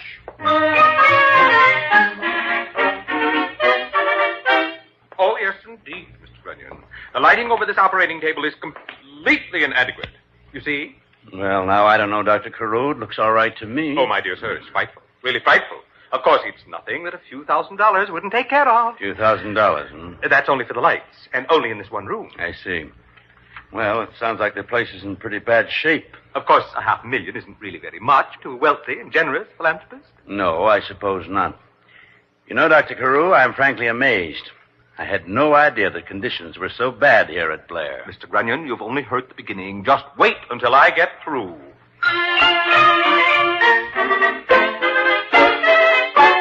Dr. Gillespie, do you mean to say that you went without your lunch and waited here for me to get back in order to tell me that? Well, now, I think the information's fairly important, Miss Mudd. And, of course, it'd be impossible to tell you in front of him. I see. Well, I imagine it might have been a good deal more shocking if I weren't partly prepared for it already. I suppose you are quite sure. Oh, yes, of course. Ordinarily, he's quite normal, but he does have these spells when he gets nuttier than a walnut grove. Of course, we've all known about it all these years, you know. Well, shouldn't something be done about it? I mean, after all, the superintendent of a big hospital like this... Oh, he's perfectly harmless, yes. The only symptom is that pessimism you saw this morning. He thinks the whole place is falling to ruin when actually it's running at the top efficiency. Amazing. Dr. Gillespie, do you know that this is the most remarkable institution I have ever seen?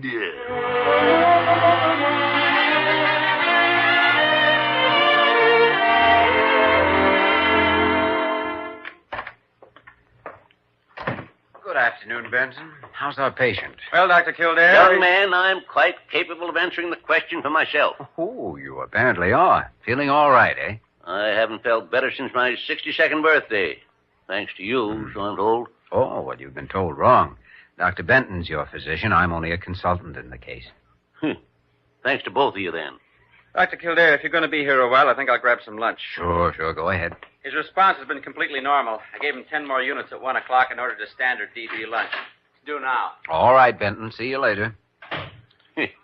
Talk about a man like he's a dad-blamed specimen under a microscope. Oh, but you're a live specimen, at least. Yeah, good point. Very good point. Of course, you won't be long if you go around skipping your insulin shots very often.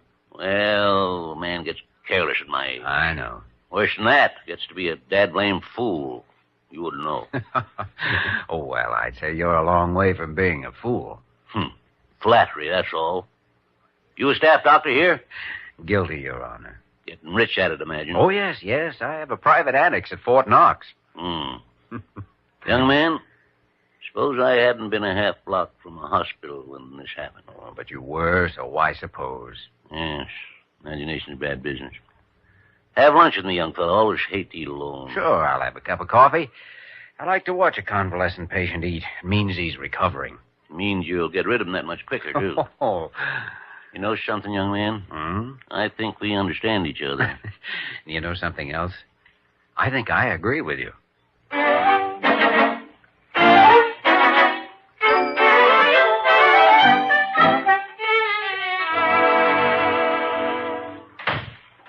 Well, Dr. Kildare, come in, come in. Dr. Carew, Dr. Gillespie, what are we holding here? Council of War or victory celebration? Jimmy, it worked like a charm, just as I told you it would. I see. Where are the sacrificial victims? Mr. Grunion is making a phone call at the moment. Miss Mudd's gone after some forms to be signed. Dr. Gillespie is being coy, you know. He won't tell me what he said to her, but it must have been effective. I'll bet it was. And, of course, Mr. Grunion is thoroughly so. I suppose you gave him the same story you told Miss Mudd earlier today. Oh, an even better one the second time. Everything is just wonderful, Dr. Kildare. Why, I'm even inclined to forgive your little peccadillo. Thank you very much, Dr. Carew. Oh, well, come in, Miss Mudd. I'll just leave these with you, and you can mail them in. Oh, Miss Mudd, I don't believe you've met... Oh, hello, Dr. Kildare. How are you, Miss Mudd? You know each other? We met at lunch over at Sullivan's. Yes, we had a very interesting conversation. In fact, that's the only reason I'm giving the hospital a clean bill of health, so to speak. What? You see, Dr. Kildare told me the whole story. And after all, Dr. Carew, I couldn't see any of those terrible conditions you tried to point out. Do you mean you already talked to Kildare when I was telling you about Carew being a mental case? Dr. Gillespie. Oh, yes, but I thought it was so cute to let you go on with it. Cute? Well, I suppose I really should go. Sorry to keep you waiting, gentlemen. Well, Mr. Grunion. Well, Miss Mudd, imagine meeting you here. You two know each other. Oh, yes, we met at the medical convention in Albany a few weeks ago. Yes, we did. Yes, indeed. Yes. Well, Mr. Grunion, I do hope you'll be able to convince Mr. Ramsey of our need. Ramsey? Who's Mr. Ramsey? Why, he's your, Mr. Grunion. Who in heaven's name are you? Field representative for the Pan Acme Hospital Insurance Plan. Oh, dear. We had considered putting Blair Hospital on our preferred list. Oh, dear. But, of course, that's out now that I've learned about conditions. Oh, dear. Mr. Grunion, I think the boys have been giving you a rib. Maybe I can straighten the whole thing out. Well, I do respect your opinion, Miss Mudd. Well, come on, then. Let's go find a quiet spot and reminisce about Albany. See you again soon, Dr. Kildare. I hope so. Goodbye, Miss Mudd. Dr. Kildare, I hardly know what to say. Carew, I think we both said too much already. Well, since everything seems to be taken care of, I guess I'll just get back to work. There's only one thing. I'd so counted on that donation from Mr. Ramsey. I wonder what could have happened to his... Ramsey? Oh, Dr. Carew, I almost forgot. Mr. Ramsey should have all the arrangements completed and a check deposited to the hospital account by, the end of the week. What? Dr. Kildare, how do you know? He told me a little while ago, as soon as he recovered from his diabetic coma. Oh, no. You mean that emergency patient in 508, the one that you... Oh, dear. He seems to be highly impressed by our efficiency and our concern for the welfare of the patients. Maybe overly impressed. I must go lie down. I must go and take an aspirin or something. Oh, dear. Well, then, Jimmy. Oh, Dr. Gillespie, I was just lucky. Confounded. Oh, now, don't say it. But I... All right.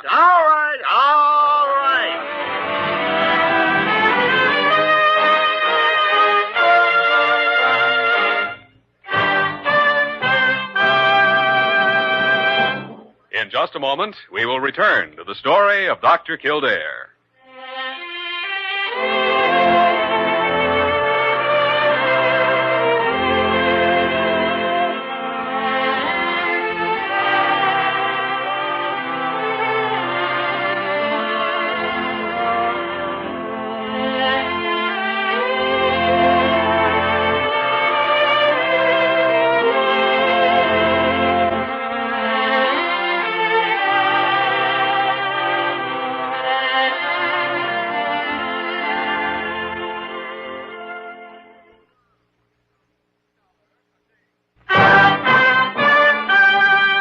And now, once again, the story of Dr. Kildare, starring Lew Ayres as Dr. Kildare and Lionel Barrymore as Dr. Gillespie.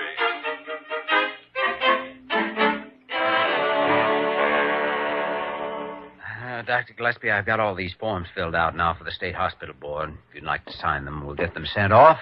Love to sign them, Jimmy.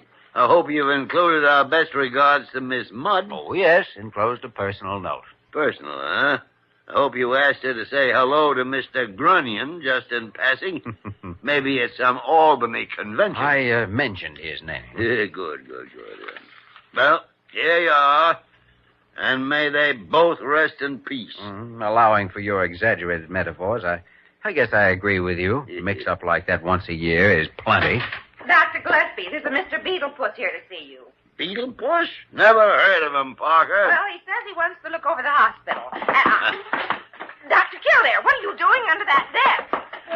Dr. Gillespie, get down off that coat rack. Parker, why does he want to look over the hospital? Well, because he works for the phone company, and he has to know where the new telephones are supposed to go. Jimmy, you go with him. Not me, Parker. Take Mr. Beetlepuss upstairs and introduce him to Dr. Carew.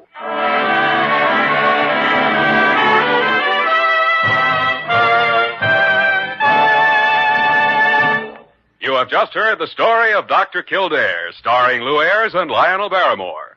This program was written by Les Crutchfield and directed by William P. Russo. Original music was composed and conducted by Walter Schumann.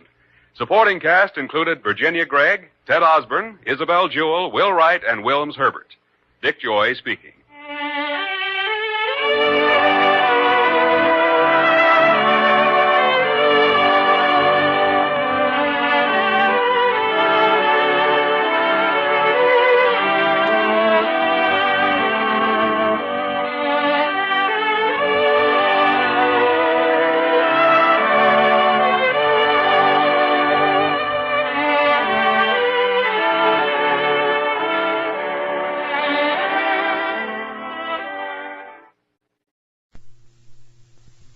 Of Dr. Kildare.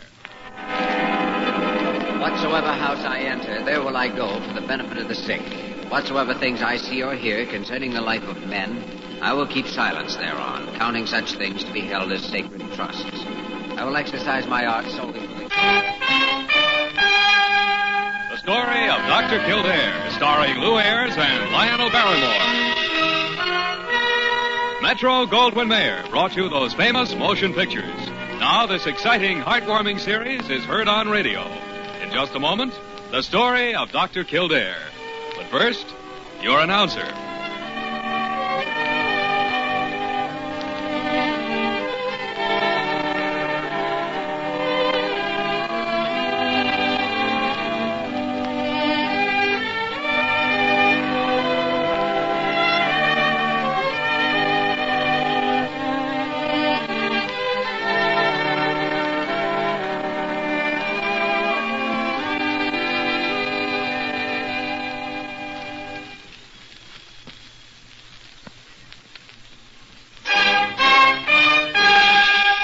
The story of Dr. Kildare, starring Lew Ayres as Dr. Kildare and Lionel Barrymore as Dr. Gillespie.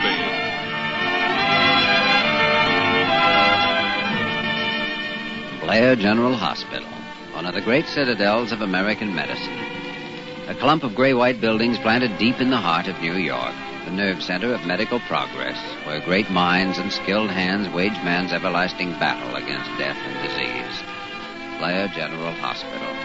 Where life begins, where life ends, where life goes on.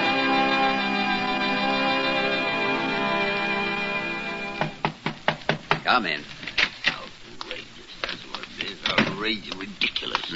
I have too much to do to waste a lot of time with some ridiculous woman with a cold in her nose. What on earth are you mumbling about, Dr. Gillespie? I'm mumbling about Dr. Carew. That's what I'm mumbling about. Well, I grant you he's an old auntie about some things, but he can hardly be called a woman with a cold in her nose. Well, who said he could? You did. Oh, you're crazy, Kildare. You ought to know. You've been a diagnostician for a good many more years than I have. Now, look here. I'm not in any mood for bantering. I'm busy, and that fool Carew's gone out of town, and he left a letter for me asking me to see this fool woman with the sniffles. Now, do you know she's a fool woman with the sniffles? Have you seen her yet? No, I haven't, but I can tell from the tone of Carew's letter. He says she's a new member of the Board of Trustees, and he wants me to be very nice to her. Dr. Leonard Gillespie, boy diplomat. Ah, go to blazes. I should have known better than to come to you for help. Well, how can I help you in a case like this? Well, I thought you could see the old crow with me and kind of help me out. I'd do it for you, Kildare. Ha! I have never refused a fellow man in need. What is it? Are you afraid of this, what's her name? Millicent Forbes, that's her name. You're doggone right I'm afraid of her. I'm afraid of any woman that Carew wants me to be nice to. I had a hunch this was where you were. Okay, you were right. Now that you found me, go away and forget that you did. My, what a bright, sunshiny face we have this morning. Dr. Gillespie is not in one of his better moods. There's a lady in your office asking to see you. Oh, sprout. Send the lady down to my office, will you, Molly? She says she's a friend of Dr. Carew's and a member of the Board of... All right, Molly, all right. I'm not interested in her biography. Just send her down. Yes, Dr. Gillespie. Immediately, Dr. Gillespie. Goodbye. Whatever you say, Dr. Gillespie. I'm sure I don't know why you should be afraid of this woman. You should see some of the women Dr. Carew sent to see me. They came in on broomsticks. I see. Well, we'll examine this one. Give her some cold capsules or something and a quick heave-ho. Nicely, of course, in the best Carew manner. Come in. Well, hello. Oh, hello. Mrs. Forbes? Why, yes. That is, it's Miss Forbes. Oh, well, I'm Dr. Kildare. This is Dr. Gillespie. How do you do, Dr. Gillespie? Well, I was told you were the most handsome doctor in New York, and I can certainly see why. Yes, Dr. Gillespie is definitely the Clark Gable of Blair General Hospital. Yes, I can see that.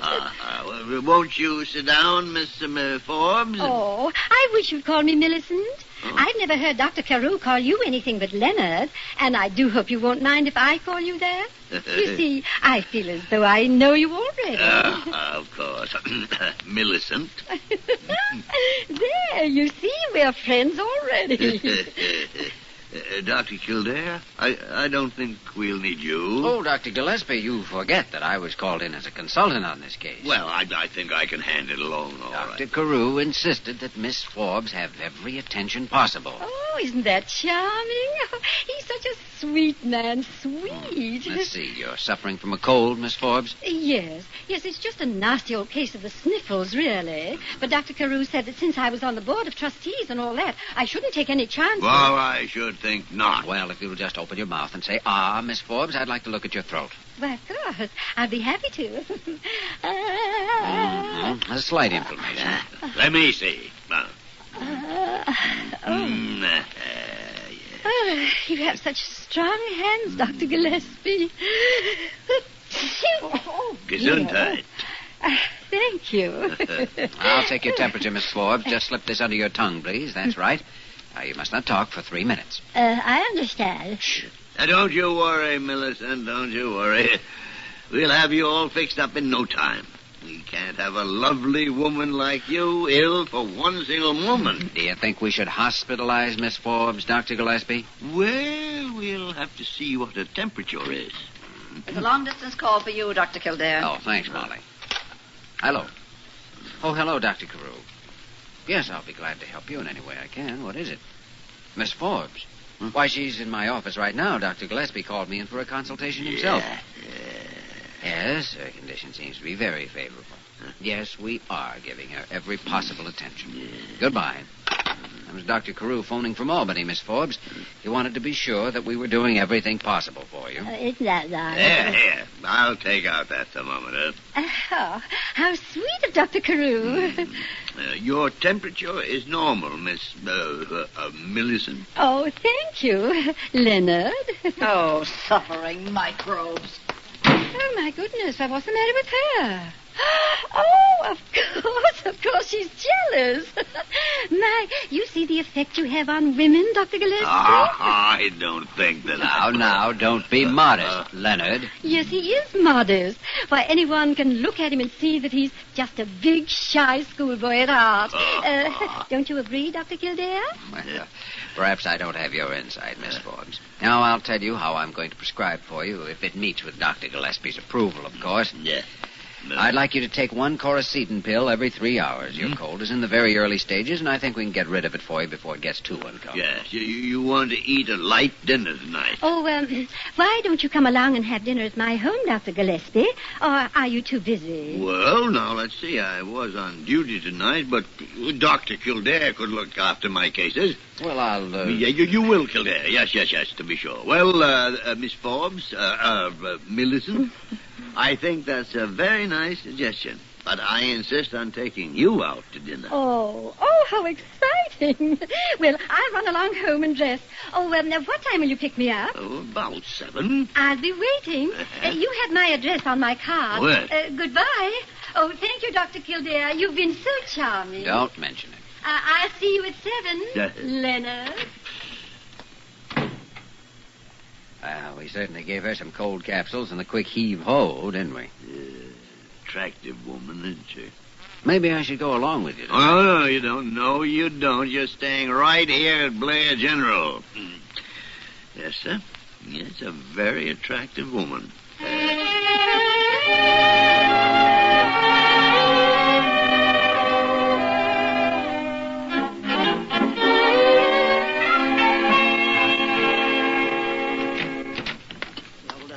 The bigger fools, they say. Oh, I just came down here to turn off your office light, Dr. Kildare. What are you doing up? Oh, I just thought I'd sit up and keep a candle burning in the window. They had dinner at the Club Antime. How do you know? One of the ambulance drivers saw them going in. Then they went dancing at the Waldorf roof. How do you know that? One of the trained nurses over there phoned me. She rode up in the elevator with them. I suppose he had lobster Newburg for dinner again. He did. Well, I'd better get out the bicarbonate of soda.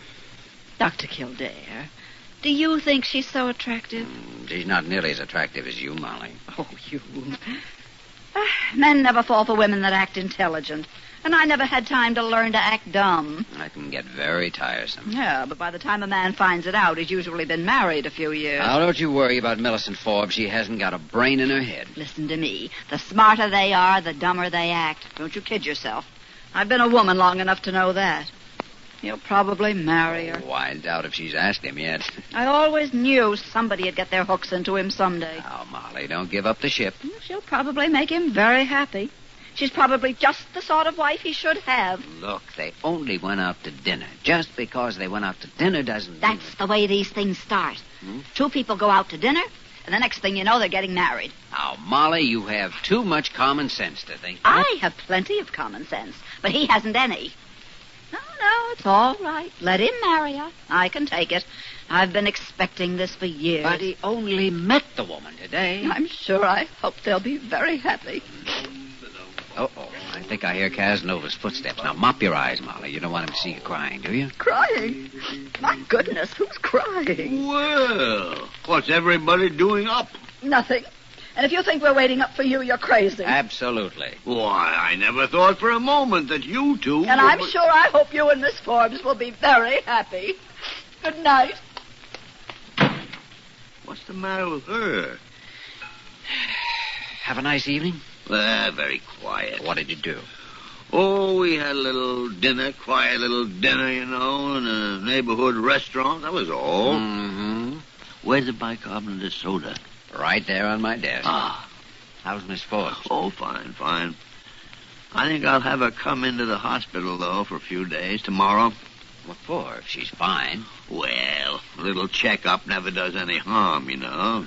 Carew wanted us to be nice to her. Well, I'll be doggone. Yeah? Well, what's the matter with you? Evidently, Molly was right. Molly was right about what?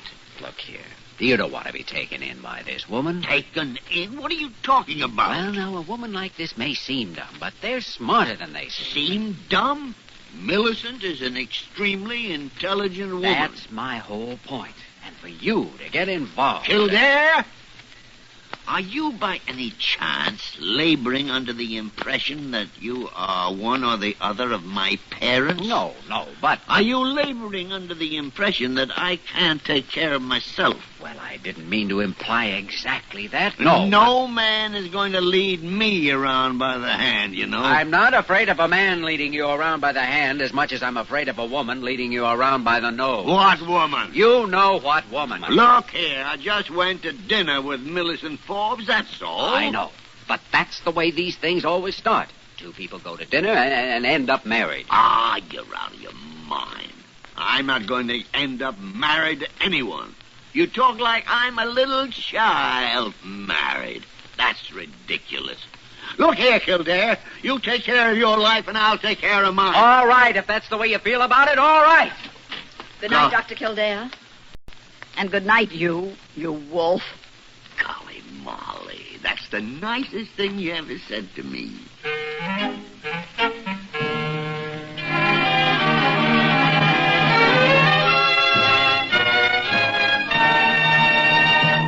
We return to the story of Dr. Kildare in just a moment.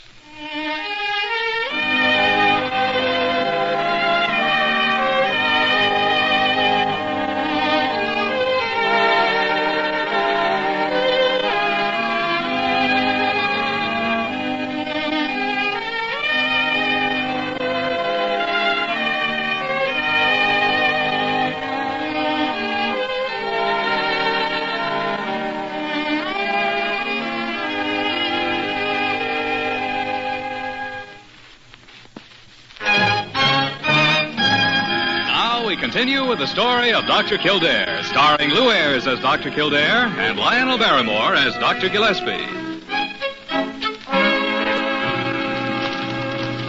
Look what it says here in the columns, Dr. Kildare. Seen last night at the Waldorf. Society leader Millicent Forbes and Dr. Leonard Gillespie of the staff of Player General. Does this mean wedding bells? And here's another. New romantic duo, Millicent Forbes and Leonard... Well, it's not my affair. Take them down to Dr. Gillespie's office. He told me to mind my own business last night, and I'm minding it.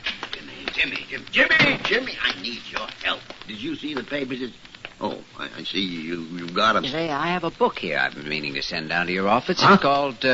What Every Young Bridegroom Should Know. Just off the press. Quite good, as a matter of fact. Very informative. Oh, now, Jimmy, you know very well. Oh, the nurses are taking up a collection to buy you a wedding present. I don't want a wedding present. Well, I must say that's very ungrateful of you. I am not getting married. That isn't what the papers say. Now, Jimmy, I need help. You told me to take care of my life, and you take care of yours. Well, that was last night. I didn't know I was in trouble last night. I can't forgive and forget so easily. I was deeply wounded, after all. Just because love has at last come to you, that doesn't give you any right to turn on your old friend. Love has not come to me. It's getting a little late for denials, isn't it?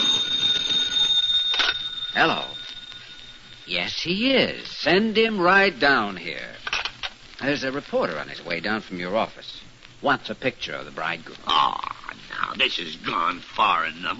Why did you have him sent down here? You can't run away from things, you know. When you get involved with an heiress, you have to be prepared to face her public. Jimmy Kildare, I'd like to chain you to an anthill. Well, I'm going back to work. I'm sure we all hope you'll be very happy, Dr. Gillespie. Molly. Come in. Dr. Gillespie? Dr. Gillespie is no more. He just passed on into the great beyond. What? Don't let him kid you. This is Dr. Gillespie. I'm Dr. Kildare. How do you do? And how do you do, Dr. Gillespie? I'm from the New York Globe. I wanted to get a statement from you about your marriage plan. I'm not getting... Oh, my goodness, here you all are. My gracious, I've been hunting all over the hospital for you. Good morning, Leonard, dear. Oh, Dr. Kildare, how nice to see you. Hello, Millicent. Good morning, Miss Forbes. May I present Mr. Gordon Arkley of the Globe. Oh, how do you do, Mr. Arkley? I'm so happy to meet you. How do you do? I just came over to see if I could get a statement from Dr. Gillespie on your wedding plans, Miss Forbes. Wedding plans, dear me. Dr. Gillespie and I are just good friends. Why, we haven't even discussed wedding plans. No. Yet. Oh. You seem to have stumbled on something rather prematurely, Mr. Arkley. Kildare. My goodness, yes. Well, I'm all checked into the hospital, Lenny. You are? Oh, are you entering the hospital, Miss Forbes? Oh, it's just for a routine checkup. I see. How's your cold? Why, it seems to be all gone. Lenny cured it. Well, I'll see you in a little while. May I walk down the hall with you, Miss Forbes? Why, yes, of course. You're a lucky man, Dr. Gillespie. Now, see here, Jimmy Kildare. Stop that laughing now. This is serious. I feel like I'm up to my chin in a barrel of molasses. Yes, tell me more, Lenny. Lenny? No. I'm not going to marry that woman. Oh, don't tell me. Tell her. Tell the newspapers. Tell Dr. Carew. Hey, did you ever hear of a breach of promise suit? How can I breach what I never promised? Are you sure you made no promise? Ah, Jimmy, now. I am in trouble. Trouble. I need help. Not you. You're the man that can take care of himself. Ah, no man can take care of himself, Jimmy. No man on earth when a woman's around. What am I going to do? I can think of just one way. But why should I bore you with the details? I'm sure you've figured a way out by now yourself. I'm sorry I said I could take care of myself. Mm-hmm. I'm sorry I told you to mind your own business. I'm sorry. I am sorry. What do you want? My arm or my head? My leg? Name it. You can have anything you want. It's yours. Only get me out of this. All right. As long as you're sorry, I'll try, Lenny. No. I'll try.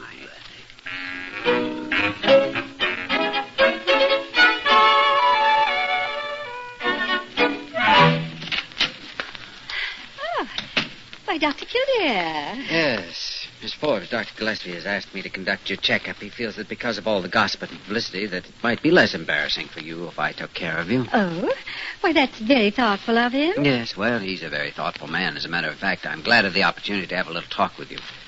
I don't know how serious your romance with Dr. Gillespie is just now. Well, one never knows, does one? But I think a woman like you could bring a lot into his life. You do? Yes, I do. I think you have the understanding it takes to be the wife of a doctor. Understanding? Yes, I'm sure that night after night, while you sit alone, waiting for him to come home, you will understand. You'll be patient and silent in the face of loneliness.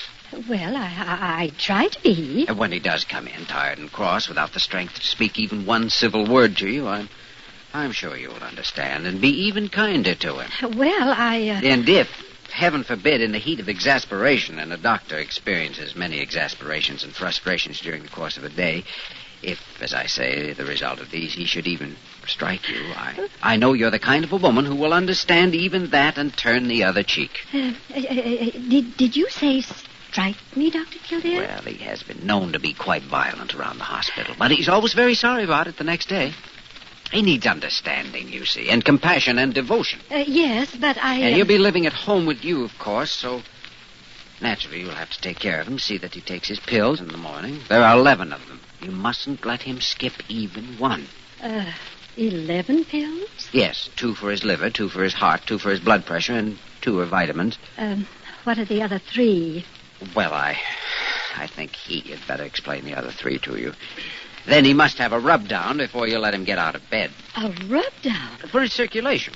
And also he has to wear red flannels and a nightcap until May 15th, unless the weather turns hot earlier. And in June, he can go without his vest. And yes, one other thing. Dr. Kildare, would you mind? I'd like very much to talk to Dr. Gillespie. You won't tell him what I told you? He becomes quite violent if he thinks people are discussing it. Oh, I'm sure that I'll be able to find protection from his violence if he should become violent in this great hospital. Oh, but you may remain present if you care to, Dr. Kildare. Will you send for him, please? Well, yes, Miss Forbes, of course I will, if you insist. Oh, I'm afraid it is quite necessary.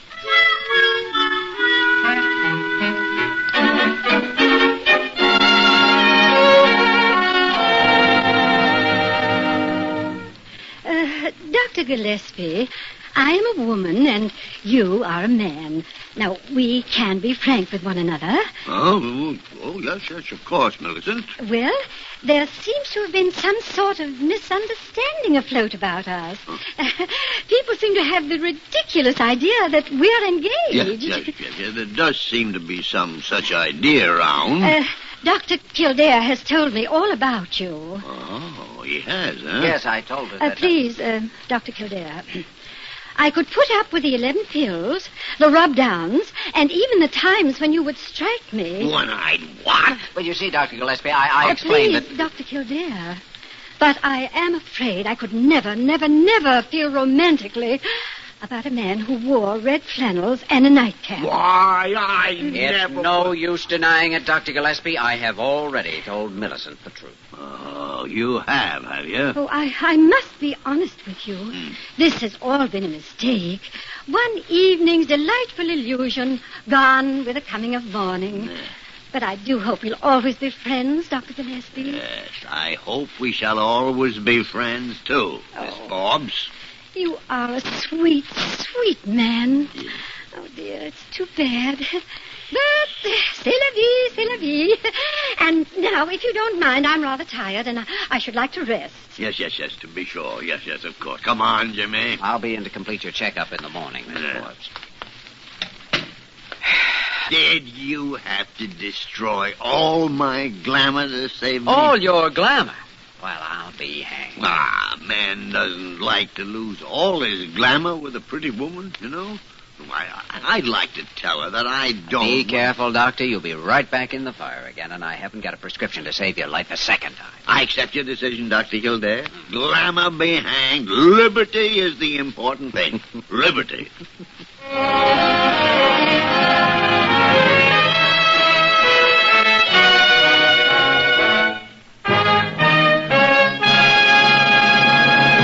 In just a moment, we will return to the story of Dr. Kildare.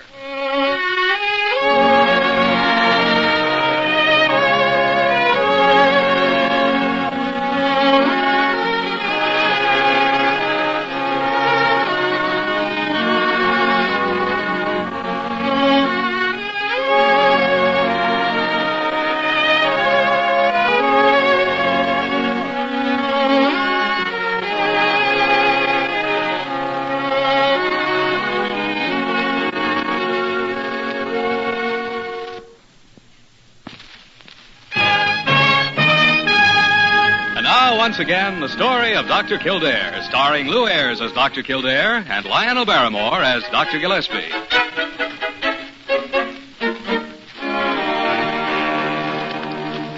Well, it says here in the paper that Millicent Forbes has a new flame. Anyone we know? No. Molly, did you actually think I'd marry Millicent Forbes? Well, I knew she was going to marry you if you didn't step awfully fast. Were you jealous? Not a bit. You were, too. Well, I think you two can fight this out better without me. I have some patients that require a little attention. You think you're safe now, Dr. Gillespie? I can leave you alone? You leave him alone with me at your own risk. I'll figure out a way to break down his resistance to me yet. Doggone, I never realized how irresistible I am to women. Why don't you give in and marry Molly, Dr. Gillespie? I wouldn't want to break up a beautiful friendship, Kildare. A beautiful friendship.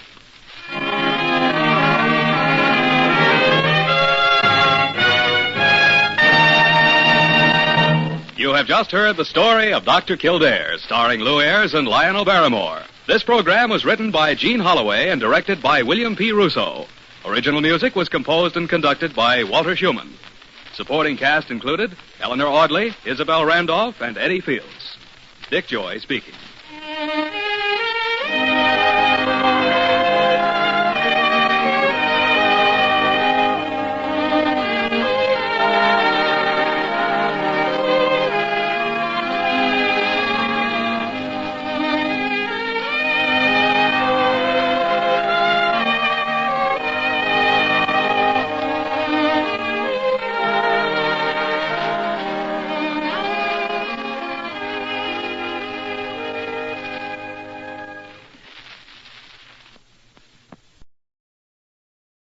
The story of Dr. Kildare. Whatsoever whatsoever house I enter, there will I go for the benefit of the sick. For whatsoever things I see or hear concerning the life of men, I will keep silence thereon, counting such things to be held as sacred trusts. I will exercise my art solely for the cure. The story of Dr. Kildare, starring Lew Ayres and Lionel Barrymore. Metro-Goldwyn-Mayer brought you those famous motion pictures. Now this exciting, heartwarming series is heard on radio. In just a moment, the story of Dr. Kildare. But first, your announcer.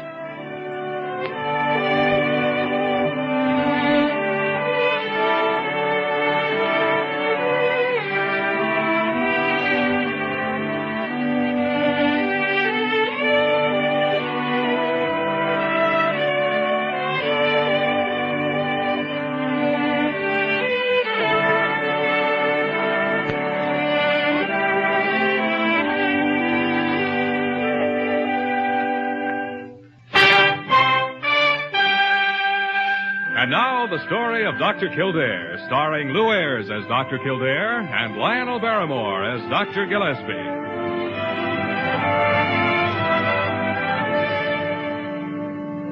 Blair General Hospital, one of the great citadels of American medicine. A clump of gray-white buildings planted deep in the heart of New York, the nerve center of medical progress, where great minds and skilled hands wage man's everlasting battle against death and disease.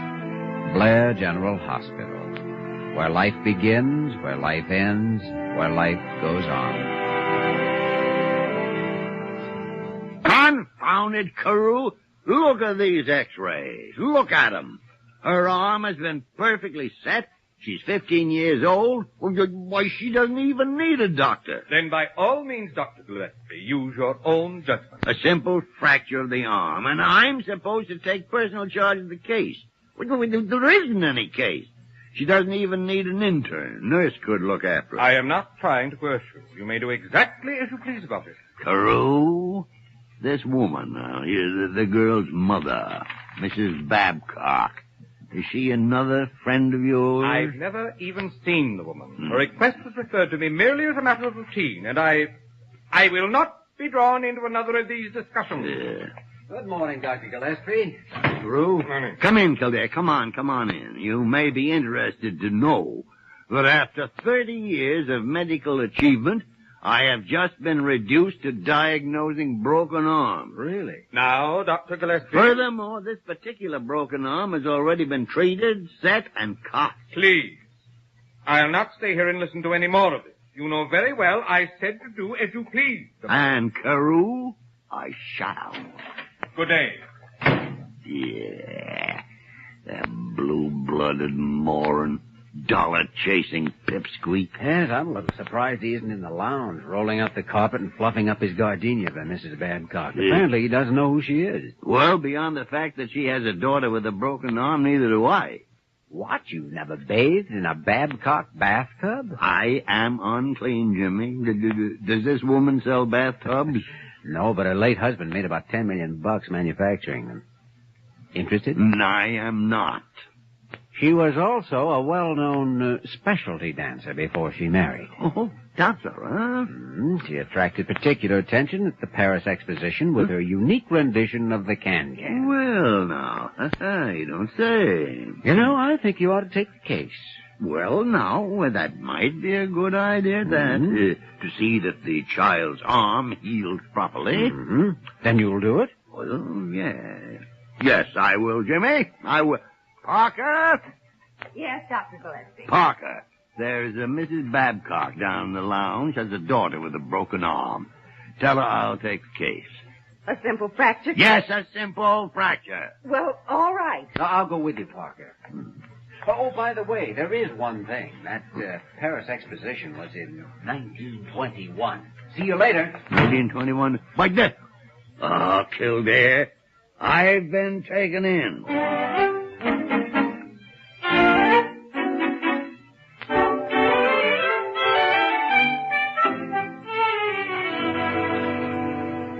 And so, of course, just as soon as that they informed me what had happened, I rushed right over to the Long Island and had Priscilla taken out of that horrible little emergency hospital and brought here. Yes.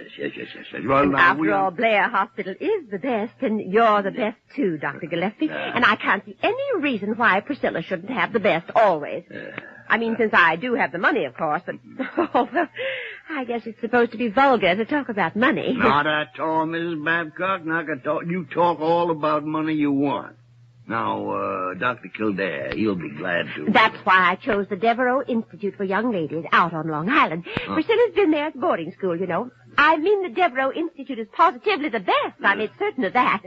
Oh, they're so snooty about family backgrounds. Well, I had a terrible time. Well, that is, it took time, of course. But I think it's so important to be right with the right people, don't you? No. I mean, after all, what did you say? I said no. Oh, what a delightful sense of humor. Thank you. Well, I do have to run now. Oh, I'm so glad Priscilla's in such good hands. And you know something, Dr. Gillespie. I just adore you. Goodbye, gentlemen. Kildare, words fail me. Oh, well, now, she isn't your patient. Maybe the daughter's not quite so talkative. I don't care. I don't want any part of either one of them. Oh, you can't throw over the case before you've even seen the girl. I don't want to see her. Jimmy, how come you're so interested in this? Because of one fact that hasn't been mentioned. Huh? The way the girl broke her arm. Well, horseback riding, I suppose, is some select sport at that select finishing school. Not quite, no. It happened when she fell off a rope ladder that she'd rigged up in order to escape from that select finishing school.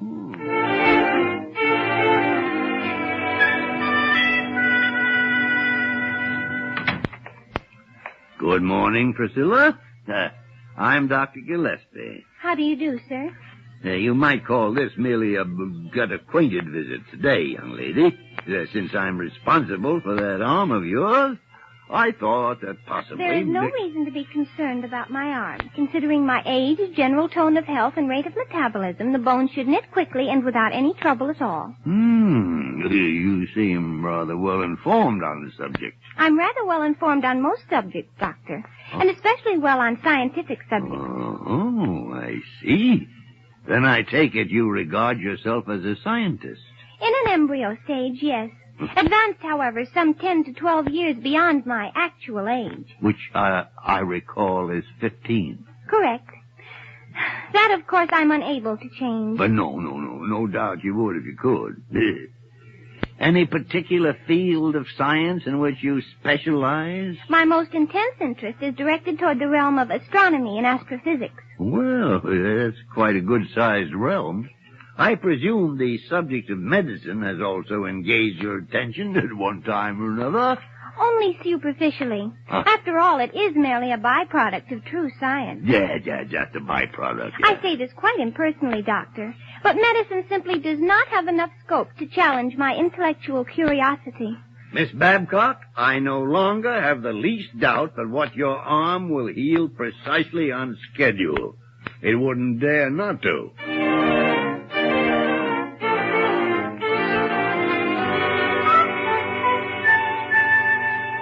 No, I can't entirely agree with you, Dr. Gillespie. I don't believe it's natural meanness on her part at all. I think for some reason she's putting up a front. And I agree with you, Dr. Kildare. I know when I was a young girl, I certainly... Parker, shut up. Well... You were never a young girl. You were born at the age of 47. Oh! Well, I think the child's been hurt by something. Hurt? Badly hurt. Jimmy, it'd be easier to hurt the Rock of Gibraltar with a pea shooter. I know she's cold and hard, but that's it. An attitude like that doesn't develop naturally at 15. It builds up as a result of some deep emotional pain. It's a symptom. Also, she was trying to run away from school. Why? Probably because she was planning to poison the city reservoir. That girl has a serious problem. The girl is a serious problem. So's her mother. Oh, she just needs love and sympathy, like every young girl. Well, who don't? She also needs understanding, and she needs help. Well, she needs a good spanking. That's what she needs, and I'll have nothing more to do with the case. Then you won't mind if I have a try at it? Mind? Why, I should be delighted if you would. Dr. Sigmund von Kildare?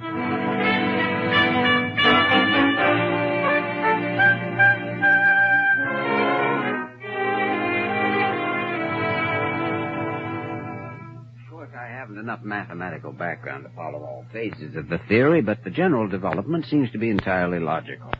Priscilla, you've spent a lot of time on this, haven't you? Yes, it's the only thing in life that interests me, Dr. Kildare. I see. And what about, human relations? People are unimportant to me. I have no need for human relations, as you call it. And you never get lonely? Certainly not. Tell me something, Priscilla. Isn't truth the one great ideal of all science? Yes, truth above everything else. Then why do you go on deliberately lying to me? What? For the last half hour, you've told me one lie right after another. Why, What about this shining ideal of truth? Do you really believe it? Or is that another lie? And if you do believe it, why don't you stick to it instead of lying to me every time you draw a breath? And what about this scientific talk? Just a pose to impress somebody? What are you? A fake? A phony? Well, now, that's better. Now, I'm sorry, Priscilla, but it was the only way to break you down and find out what's wrong. Now, please understand this. I'm for you, and I want to help you. Now, let's talk about it. Come on. They hate me, Dr. Kildare. All of them at school hate me. I don't have a friend. Not even one single friend in the whole world. Yes, I understand. They stick together because their grandfathers all knew one another. And you're left on the outside, right? They laugh at me. Make fun of me because I know things. Because I want to know things. I won't go back there. I won't. There now, honey. We've got a lot more talking to do yet. And then we'll try to find a solution. But right now, just realize this. You do have a friend. That is, if you want me for a friend.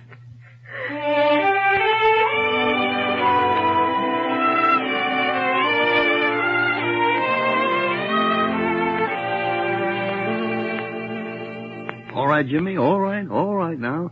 The thing to do is to get her out of that school. She doesn't belong there. But that may be quite a problem. Yes, I know.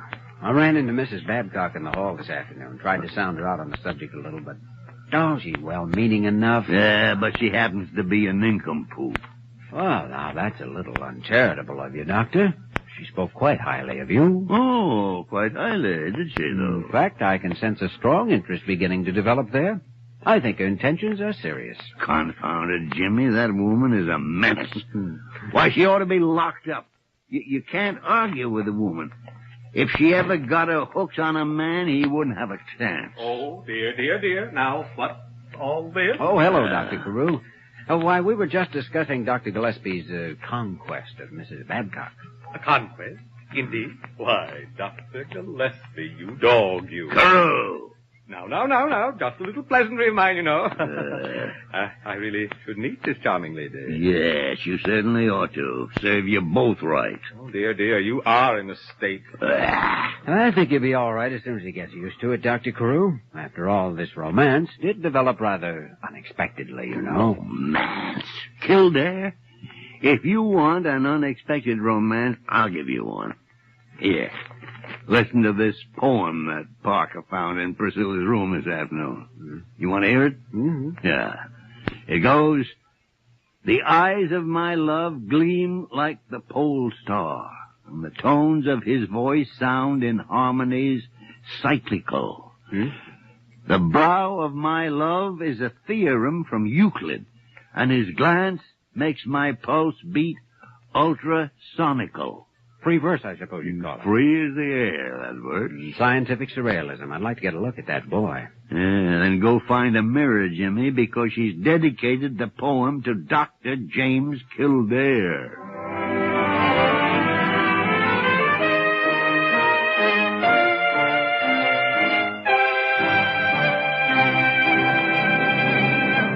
We will return to the story of Dr. Kildare in just a moment.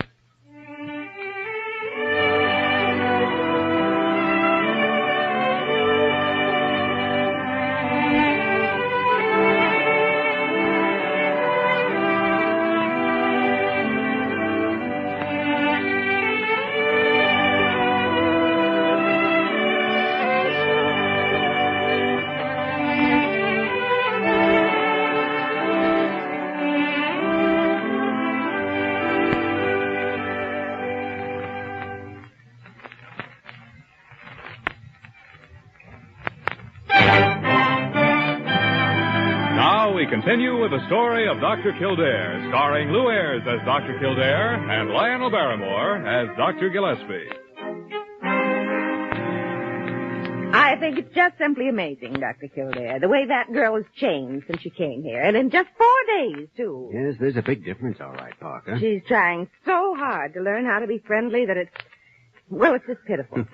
The worst of it is, in just a few days, you'll have to go right back and face the same misery. Oh, Dr. Kildare, can't anything be done? I know the one thing that should be done, but I don't know how it can be done. She should be taken out of that finishing school immediately. Priscilla Babcock? Yes. Of course she should. You had no business being sent there in the first place. Well, all right, Dr. Gillespie, how about a practical suggestion? What can we do about it? Nothing. She belongs in some science preparatory institute. The Rodman Academy, for example. Yes, Rodman's would be perfect. Yes. She'd get individual guidance, and she'd find the emotional outlet that she needs so badly. But I thought she'd found that in you. Oh, wait a minute. That's a passing phase. Doesn't mean a thing. I hope. You know, Dr. Gillespie, there might be one possible way to get Mrs. Babcock to change her mind. Oh, indeed. Well, if she were advised to change her daughter's school by someone who was in position to, play on her affections, then she might do it. Yes. There's always a possibility in getting someone to change the... Kildare, I won't do it.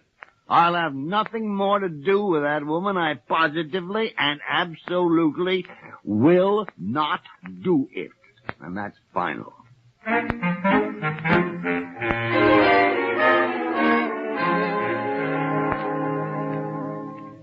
Mrs. Babcock, I asked you to come here this afternoon because certain considerations make it advisable that we discuss a subject of some importance to both of us. Oh, I understand perfectly, Dr. Gillespie. Yes. Or I suppose I should call you Leonard now, don't you think? Oh, I just knew you would. Yeah, well, now, to get down to the specific details You have such of a noble forehead. You do come from one of the old families, of course. Mrs. Babcock, I do not come from any family. I was left as a foundling on the doorstep of Blair Hospital 95 years ago. Oh. I completed my internship at the age of 7, and I've been practicing medicine here ever since. Oh, that sense of humor of yours just slays. Fascinating. Yeah, it sure does. And now, if I might, for only 5 minutes, discuss the rather important subject of Priscilla's future, perhaps we may be able to... Oh, you're absolutely right, of course. It is best to take care of the more practical questions first. And what could be more practical than our daughter's future? What? After all, we have our whole lifetime for each other. You mean you thought that... You idiot. Oh, say it again, Leonard. Oh, I just love to be dominated by a man. Mrs. Babcock, may I ask what gave you Don't ask me. Tell me, big boy. Big boy! Parker! Parker! Good gracious, Dr. Gillespie, what's the matter? Parker, go find Kildare and get him in here. What? Oh, we don't really need Dr. Kildare, do we, honey? Parker, for the love of heaven, go find Kildare.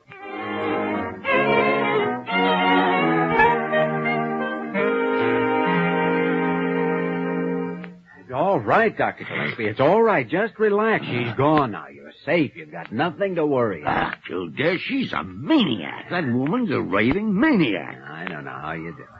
You insult them and still they go wild. I'll have to learn that technique myself. Technique? I didn't do one single thing. Well, I don't know. You must have led her on some way. Led her on? Jimmy, the whole thing was your fault in the first place. Now, you know that. You talked me into it against my better judgment. I should have known better. Well, that's that. It didn't work. Frankly, I don't know anything that will. No, I don't either, Jimmy. The only thing that impresses her is what she calls old families. It's a shame that Mr. Miles Standish isn't still around, or John Alden. Hey, now, you know, that might be it. I'm afraid not. They're both dead. No, but what about Carew? Carew? Sure, that blue-blood Boston background he's always talking about. Jimmy, he'll never do it. I've got 3 magic words that say he will. Magic words? Yes. $10 million. $10 million? Dr. Kildare, I'm not certain I heard you correctly. Did you say $10 million? That's right, Dr. Carew. $10 million. Walking around loose. Right in this very hospital. And I didn't know about it. Yes, it's amazing. And do I understand that this potential patroness wishes to meet me? Dr. Carew, if you'll pardon the colloquialism, she's down in my office right now, frothing at the bit. Oh, yes. Yes. Then you think the best approach toward getting a contribution toward advancing the interests of Blair Hospital will be to urge Mrs. Babcock to put her daughter in the Rodman Academy. I think it's the only way, Dr. Carew. The girl's extremely unhappy at present and in danger of becoming a mental problem. Now, if we can prevent that, if we can help her, Mrs. Babcock's gratitude may very well be boundless. Oh, dear me. Boundless, you think? Well, after all, she's an ex-chorus girl, and as you know, show people are noted for their generosity. Yes, well, that's sometimes overrated, I think. My wife, you understand, was a former burlesque dancer. Yes, I know. Dr. Kildare, I'll do it. I am sincerely convinced that it's for the best interest of the patient? Of the patient? Oh, yes, of course, the patient. Shall we join Mrs. Babcock?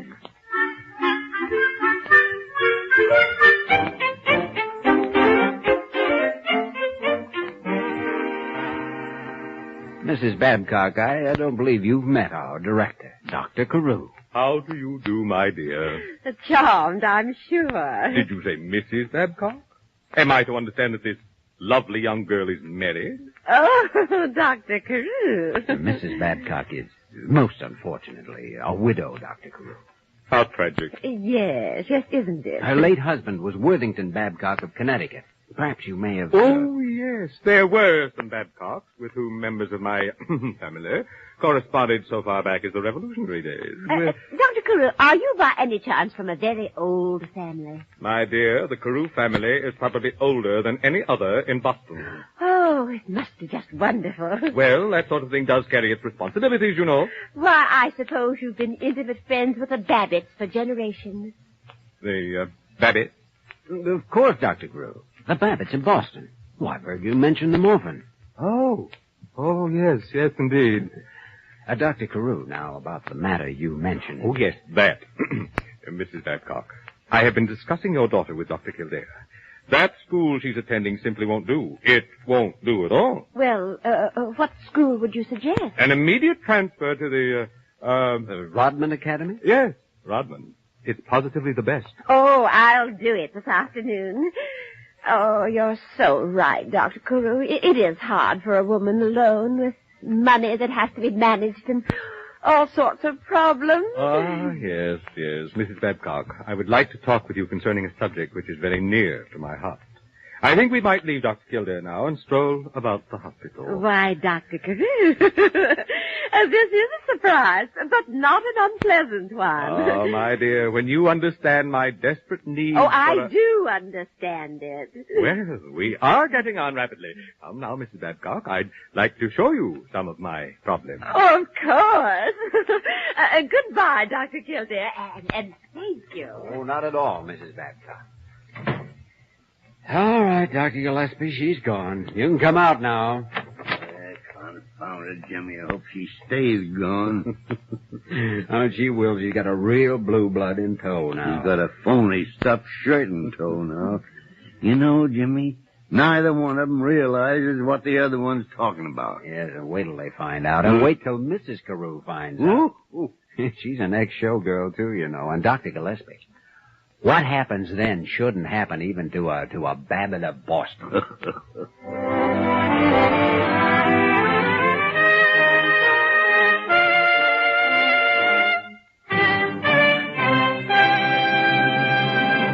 In just a moment, we will return to the story of Dr. Kildare.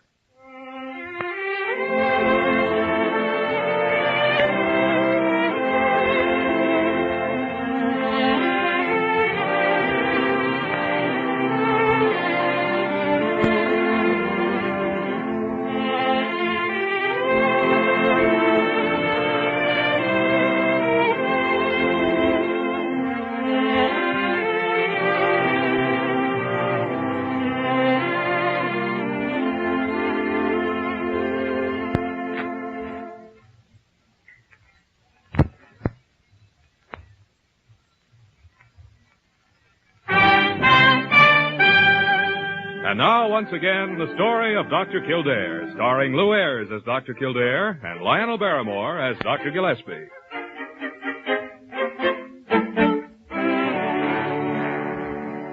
Oh, I'm so happy, Dr. Kildare, Dr. Gillespie. I don't know how you ever got Mother to do it, but you did, and that's the important thing. Yes, well, it was a little complicated, Priscilla. I'm supposed to register at the academy on Monday and start Tuesday, and I can hardly wait. The Rodmans came in to see me yesterday, you know. Oh, yes, we talked to them. Their son Dave was with them. I know. Dr. Gillespie and I met him. Oh, yes. Dave Rodman, he seemed to be a very nice lad. He goes to the academy, too. Huh? He's, 16. Oh, really? Well, I guess I'd better go pack. I'll see you again before I leave. All right, Priscilla. Jimmy. Does she still think she's in love with you? Well, hardly. Did you hear those remarks about young Rodman? Well, yes. But after all, he's 16 and you are an older man. All right. Oh, dear. Dr. Gillespie, Dr. Kildare, do you know what happened? Why, no, Dr. Carew. What's happened? That woman. Oh, yes, that woman. Why, I was only... If my wife ever found out that woman actually thought that I was trying to make a conquest. A conquest, indeed. Why, Dr. Carew, you dog, you.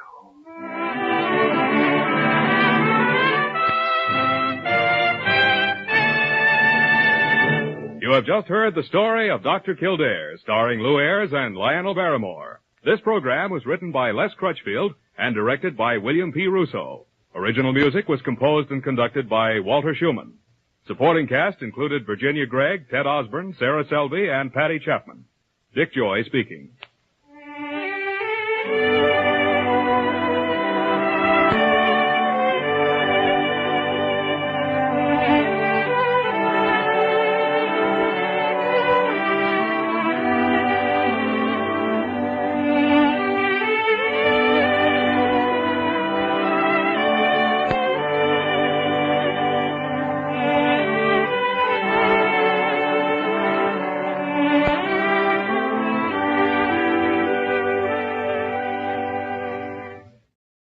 The story of Dr. Kildare. Whatsoever house I enter, there will I go for the benefit of the sick. Whatsoever things I see or hear concerning the life of men, I will keep silence thereon, counting such things to be held as sacred trusts. I will exercise my art solely for the cure. The story of Dr. Kildare, starring Lew Ayres and Lionel Barrymore. Metro-Goldwyn-Mayer brought you those famous motion pictures. Now this exciting, heartwarming series is heard on radio. In just a moment, the story of Dr. Kildare. But first, your announcer.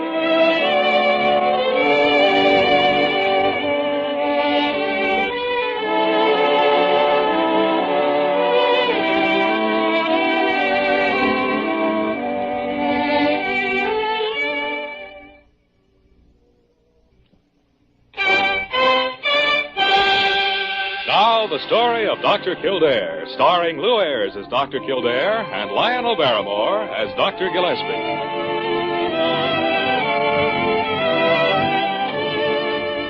Blair General Hospital, one of the great citadels of American medicine.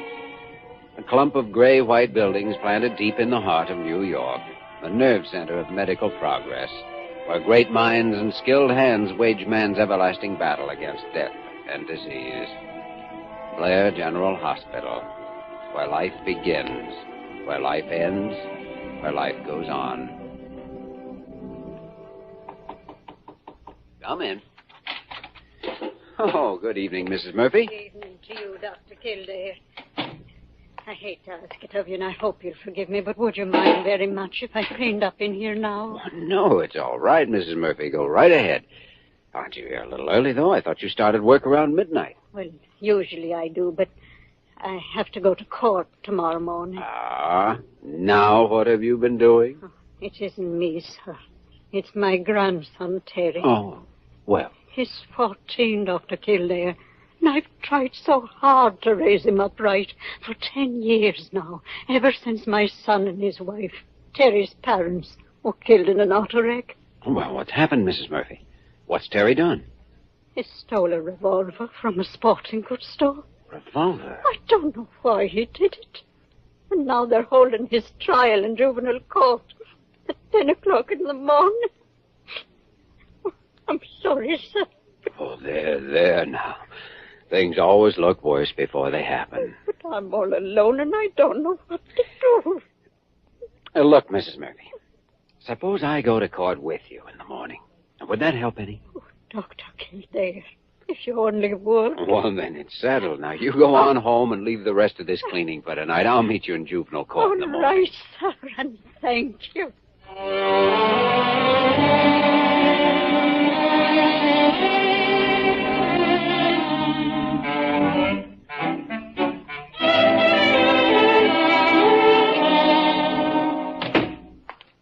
Good morning, Dr. Gillespie. Kildare, when are you ever going to learn to stop shouldering the responsibilities for other people's troubles? So your stooges have started work already this morning, huh? What if you mean Mrs. Murphy? I haven't shouldered any responsibility. I merely offered to help. She hasn't anyone else to turn to. Somebody has to help her. And somebody will. But it doesn't require getting emotionally involved in a problem that's of no concern to a doctor. Well, now, this is quite interesting, coming from a man who spent most of his life doing just that. Why, I will confine myself entirely to the diagnosis and treatment of disease. Except in a few rare cases, of course. Shall I mention 2 or 3 dozen of those rare cases? That's beside the point. And anyway, this is different. Oh. If it were medical help, yes. Yeah, but this isn't. Well, apparently not. Well, I'm still going to see whether there's anything I can do to help. There may not be, of course, Pardon me, gentlemen, but Dr. Carew is here to see you. No? Well, send him in, Parker. Yes, Dr. Gillespie. What in thunderation does he want? Good morning, gentlemen. Good morning, Dr. Carew. Dr. Kildare, I have just been informed that you're planning to interfere in this trial of Mrs. Murphy's grandson this morning. Well, I don't know about interfering, Dr. Carew, but I am going to see if there's any way I can help the boy. Well, I really must ask you not to. It's for the best interests of the hospital, you understand? Why? I hardly see the necessity for you wasting several valuable hours on this matter when there are, after all, competent authorities appointed to deal with such situations. Now, wait a minute. Carew, I am shocked and amazed at your attitude. Now, Dr. Gillespie, I don't believe that Mrs. Murphy has worked here for a good many years now. She needs help, and it's up to us to give it to her. If it were medical help, yes, but medical, financial, spiritual, any kind of help. It's a matter of loyalty. Kildare is absolutely right. Thank you, Doctor. Oh. Now, I don't believe I agree with you. Parker? No, I simply don't agree with you, and that's all there is to it. Yes, Dr. Gillespie. Parker, get my hat and coat. All right, Doctor. Let's assume the matter is settled then, and we won't discuss it any further. Jimmy, what time is the case called? 10 o'clock. And now, gentlemen, I have another little business matter I'd like to discuss with you. Carew, you better postpone your discussion till this afternoon. What? Kildare and I have to be over at juvenile court in 15 minutes. Oh, dear.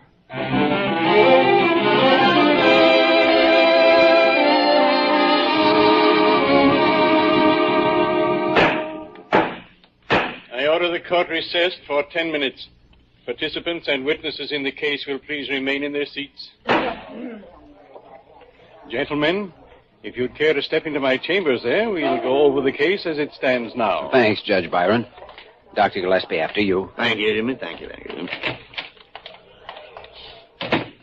Take those chairs by the window. They're more comfortable. Oh, thanks. Well, I'm very interested in hearing your opinions. Well, you better talk to Kildare, Byron. I'm merely a late arrival at this party. Well, Doctor? I may be wrong about it, Judge Byron, but I think there's more to this than just a matter of stealing for profit. Oh, what do you mean, Dr. Kildare? Well, according to the testimony, Terry wasn't in any need of spending money. In fact, he'd started the savings account from the earnings on his paper route. That's true enough. And here's something else that ties in with it. Until about a year ago, Terry seemed completely normal. Above average in his schoolwork, pleasant, cooperative, and well-liked by his classmates. But both his teachers and his grandmother say he's changed a lot during the past year. He's grown sullen and defiant, been inattentive in his classes, and made failing grades. It seemed almost stupid at times. Yes, I think I see your point, Dr. Kildare. You're suggesting a psychological cause for the theft. That's right. A growing feeling of insecurity and consequently a need to reaffirm self-importance. The theft of the gun was a means of displaying his bravery, you might say, to his friends. Well, if you're right, this insecurity apparently started around a year ago. Do you have any ideas how it started? No, but I'd like to try to find out if you could let me work with the boy. I'd be grateful if you would. Of course, it would be necessary for you to assume joint custody together with his grandmother. Oh, I'd be glad to. Kildare. I suppose it's really up to Mrs. Murphy, though. Oh, I don't think there'll be any difficulty about it. Suppose we find out. Pardon me, gentlemen. Well, Jimmy, so you weren't planning to shoulder any responsibility? With nothing else to do, Dr. Gillespie. You saw that boy while Judge Byron was questioning him.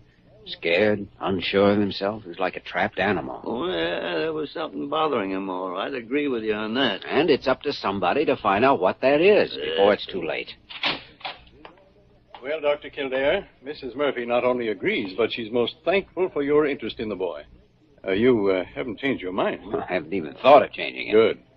I'll have to reconvene the court and announce disposition of the case officially. Be with you in a few minutes. Well, congratulations on your 14-year-old son, Papa. My dear doctor, if you're fishing for a cigar, you may as well relax. You know, there's one blind spot in this psychological theory of yours, Jimmy. Oh? What? Well, it could be that Terry stole that revolver because he needed it for some purpose of his own. Some purpose that may require a gun. Mm-hmm. I know, I thought of that. It's one of the first things we've got to find out.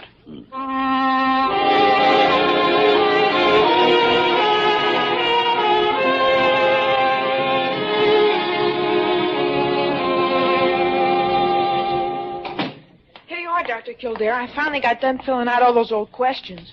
Some of them sure sounded awful crazy. Those questions were invented by a scientist for the purpose of helping us measure intelligence. Huh. I guess you won't find much of that in my head. What makes you think so? Well, didn't you hear all them teachers there in court saying what a dummy I am? A teacher can't be wrong, though. Sometimes a fella just isn't trying, or he's worried about something. Oh, all the kids pick on me and say I'm a dope, and everybody laughs. Then I get sore, and I wouldn't have stole that gun if they hadn't always been making fun of me. I figured maybe it'd shut them up if I done something like that they was all scared to do. Yes, I can understand how you felt, all right, but you did take the wrong way out, you know. Yeah, I knew it the minute after I'd done it. Only I didn't stop to think. Terry, how did you happen to pick a gun? Well, no reason, I guess. It just happened to be the first thing I saw when the owner went to the back of the store. I see. How do you get along with your grandmother? Like her all right? Well, sure, she's okay. Only she's always after me lately, because I don't do better in school and stuff like that. All the teachers, too, Dr. Kildare. They say I don't pay attention. And do you pay attention? Well, sure I do, just as much as anybody. I can't help it if I don't always know what they mean. They don't have to keep saying I'm stupid. It's not my fault if I am. You're right, Terry. It isn't your fault. And I don't think you're stupid. I think there's some other reason for this, and I'm going to find out what it is. Well, we won't worry any more about it now. You go on, take care of your paper route. But come right in after school tomorrow afternoon. Will you do that? I sure will. Oh, and on the way out, will you ask Miss Parker to come in here when she has a moment? Okay. Gee whiz, Dr. Kildare. If the rest of them had only treated me like you do, all this wouldn't even have happened. Thanks, Terry. That's quite a compliment.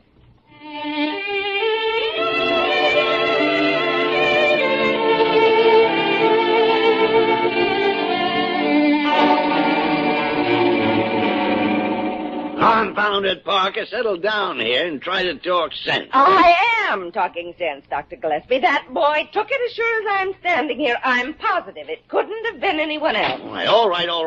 But settle down. But he stole it, I tell you, and I... Who stole what, Parker? That boy. That That boy, Dr. Kildare, Terry Murphy, he stole a brand new scalpel off my desk when he left here this afternoon. Parker, are you sure of that? I'm positive of it. I was just unwrapping a new box of a dozen when he came out of your office. He wanted to know all about what they were for and how sharp they were and everything. And finally he asked me if he could have one, and I told him no. Well, how do you know he took one? He was still there when I came into your office, and I just now happened to count the scalpels, and one of them's gone. No one else has been in here for the last hour and a half, Jimmy. I'm afraid the boy must have taken it all right. Yes, I guess he did.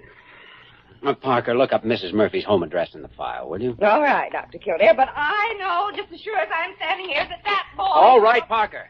Well... Will you go with me, Dr. Gillespie? Yes, of course, Jimmy. First a gun and now a scalpel. I don't know what this is all about, but I think we'd better get over there right away.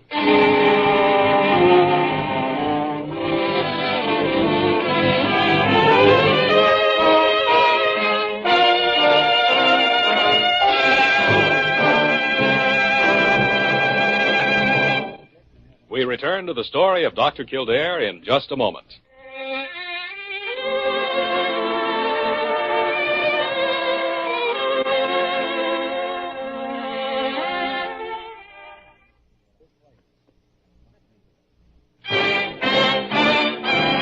Now we continue with the story of Dr. Kildare, starring Lew Ayres as Dr. Kildare and Lionel Barrymore as Dr. Gillespie.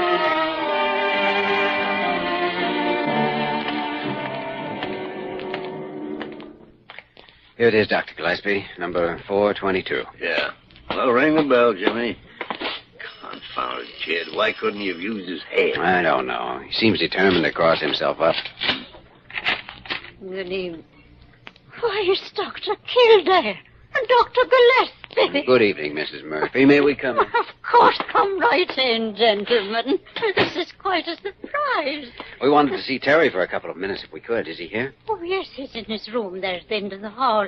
Is anything wrong, Dr. Kildare? Just a misunderstanding at the hospital. Oh. Will it be all right if we go on down to his room? Well, I can call him. No need of it at all, Mrs. Murphy. Suppose you and I just wait here. Come in. Oh, hello, Terry. Why, Dr. Kildare. Gee whiz, I wasn't expecting you this evening. I wanted to check up on something, Terry. Yeah? Well, what do you mean? Do you happen to remember some little knives on Miss Parker's desk at the hospital this afternoon? Oh, sure, them scalpels. Hey, she gave me one of them, Dr. Kildare. She gave you one? Yeah, boy, it's really sharp. I was cutting some pieces of wood with it a while ago. You didn't lose it, did you? No, it's in my sweater pocket hanging there on the chair. Is that what you wanted to check up on? Yes. You see, Miss Parker sort of, made a mistake. These scalpels aren't supposed to leave the hospital. Well, gosh, I just asked her if I could have one, and she gave it to me. I didn't know. No, of course not. I guess I'd better take it back, though. Anyway, these things aren't too good for whittling. We'll see if we can't find a carving set when you come over tomorrow afternoon. Oh, swell. We can have some more tests and stuff like that? Yes, I imagine we'll have to try a few more yet. Terry, you are sure that Miss Parker gave this to you? Oh, yeah. You don't think that... Gee whiz, Dr. Kildare, I wouldn't steal nothing from you.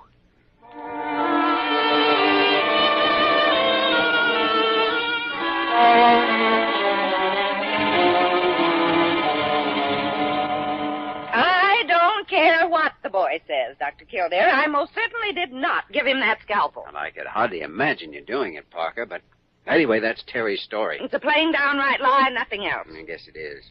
Odd, though, because he didn't make the least attempt to cover up the fact he'd taken it. Well, Parker may have given it to him and then forgotten about it. She's just that scatterbrained. Well, I like that. Or she may have miscounted. A dozen is a pretty high number for such a limited mentality. After all, Dr. Gillespie, I don't have to stand here and be insulted like this. Parker, you have anticipated my next sentence. Well, if you wanted me to leave, you could have asked me to. I am asking you to. Now, get out. Horrible man. Well, I don't know, Dr. Gillespie. It leaves me completely up in the air. Parker didn't give him the scalpel, of course, and yet he did take it. At the same time, he's quite open and frank about the whole thing. Doesn't hang together. No sign of any emotional disturbance as far as you've discovered. No. No, except for his resentment at everyone picking on him, as he calls it. Persecution, maybe. No, it's justified, all right. He isn't imagining it. Only, what caused it? Well, you can find some amazing things hidden down deep in human psychology. And sometimes you can't find them. Or you can't handle them when you do. Well, we keep trying. That's all we can do.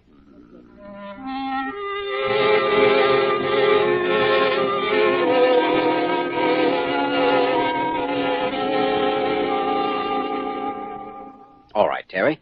Only a few more left now. Here we go. Dog. Cat. Man. Big. School. Hate. Weapon. Revolver. Sister.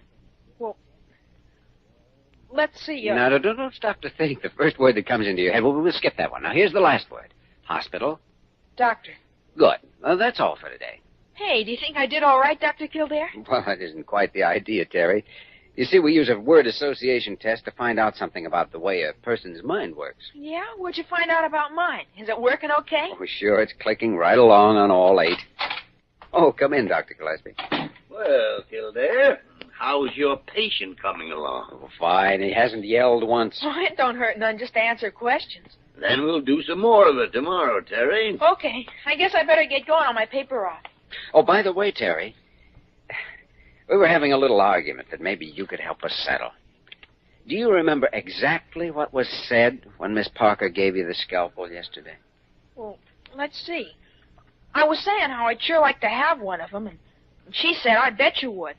And then I asked her, could I maybe? And she said, well, of course you can. And then she started to come in here, and I said thanks and picked one out and took it. Is that what you mean? Yes, I think that answers it all right. Oh, we'll see you tomorrow, then. Okay, Dr. Kildare. So long. Goodbye, Terry. That's quite an imagination, Jimmy, if he made up that whole conversation.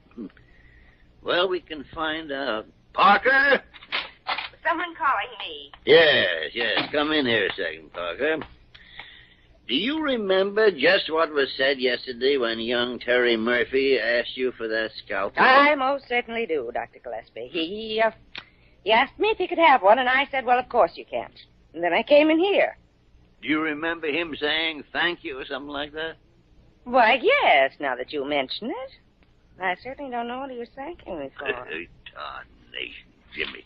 It was nothing but a misunderstanding. The boy thought she said, of course you can, so he thanked her and took it. I think you're right, Dr. Gillespie. Only it still doesn't explain what's wrong with Terry, unless... Possibly... Wait a minute. Huh? Now, why didn't I think of it? I'm the only stupid one around here. Jimmy, what are you talking about? Psychology. I'll give you 10 to 1. This is a straight medical case. Here, Parker, let me have that phone. By thunderation. It could be all right. Sally, this is Kildare. Have you seen a red-headed boy about 14 years old go out through the lobby in the last couple of minutes? Well, watch for him, will you, and send him right back up here?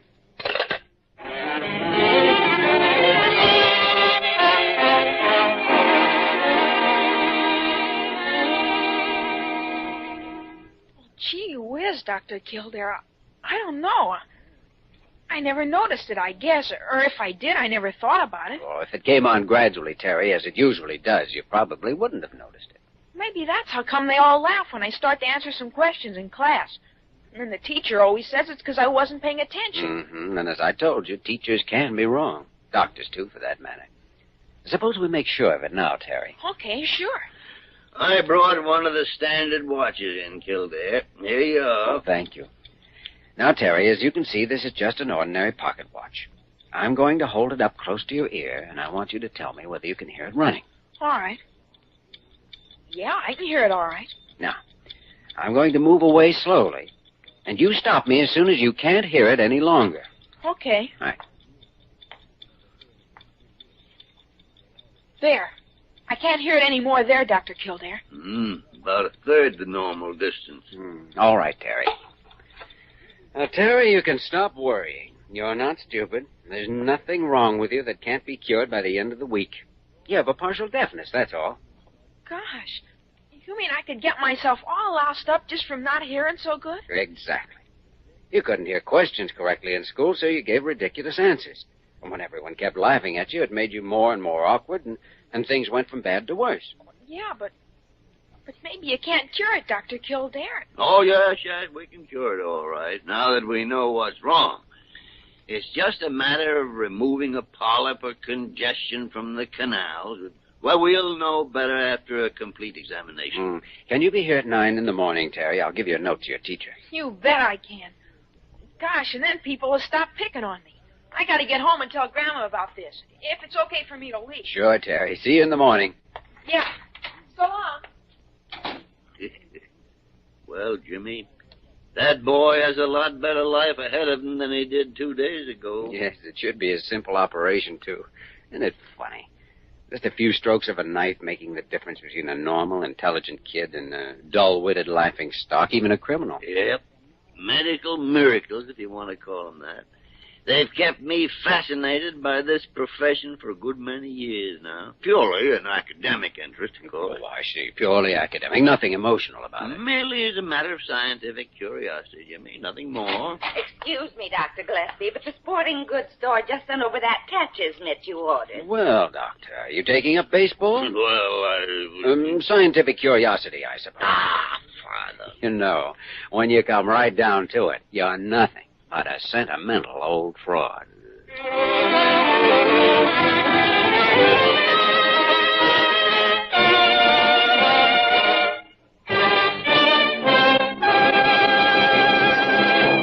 In just a moment, we will return to the story of Dr. Kildare.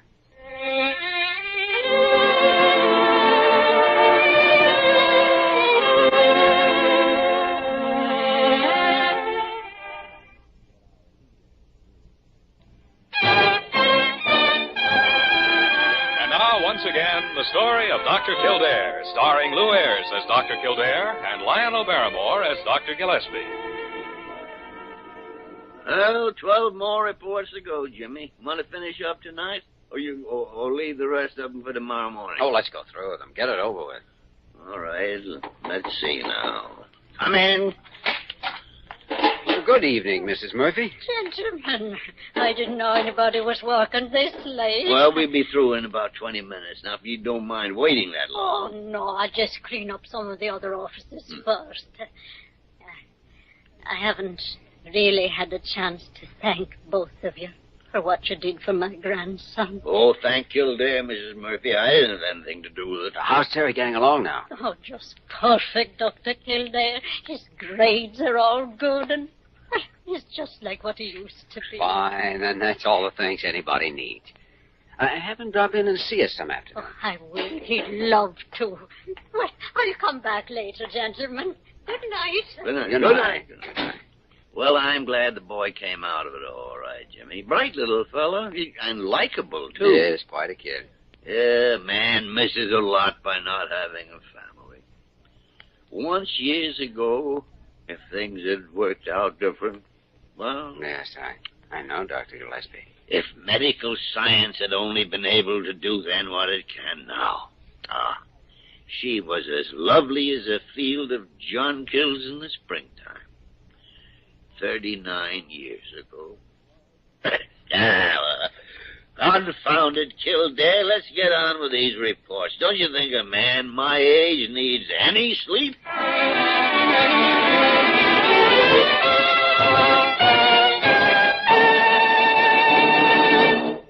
You have just heard the story of Dr. Kildare, starring Lew Ayres and Lionel Barrymore. This program was written by Les Crutchfield and directed by William P. Russo. Original music was composed and conducted by Walter Schumann. Supporting cast included Virginia Gregg, Jerry Farber, Peggy Weber, Ted Osborne, and Norman Field. Dick Joy speaking.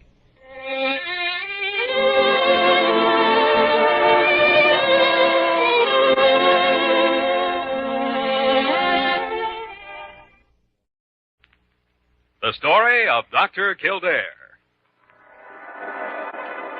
Whatsoever house I enter, there will I go for the benefit of the sick.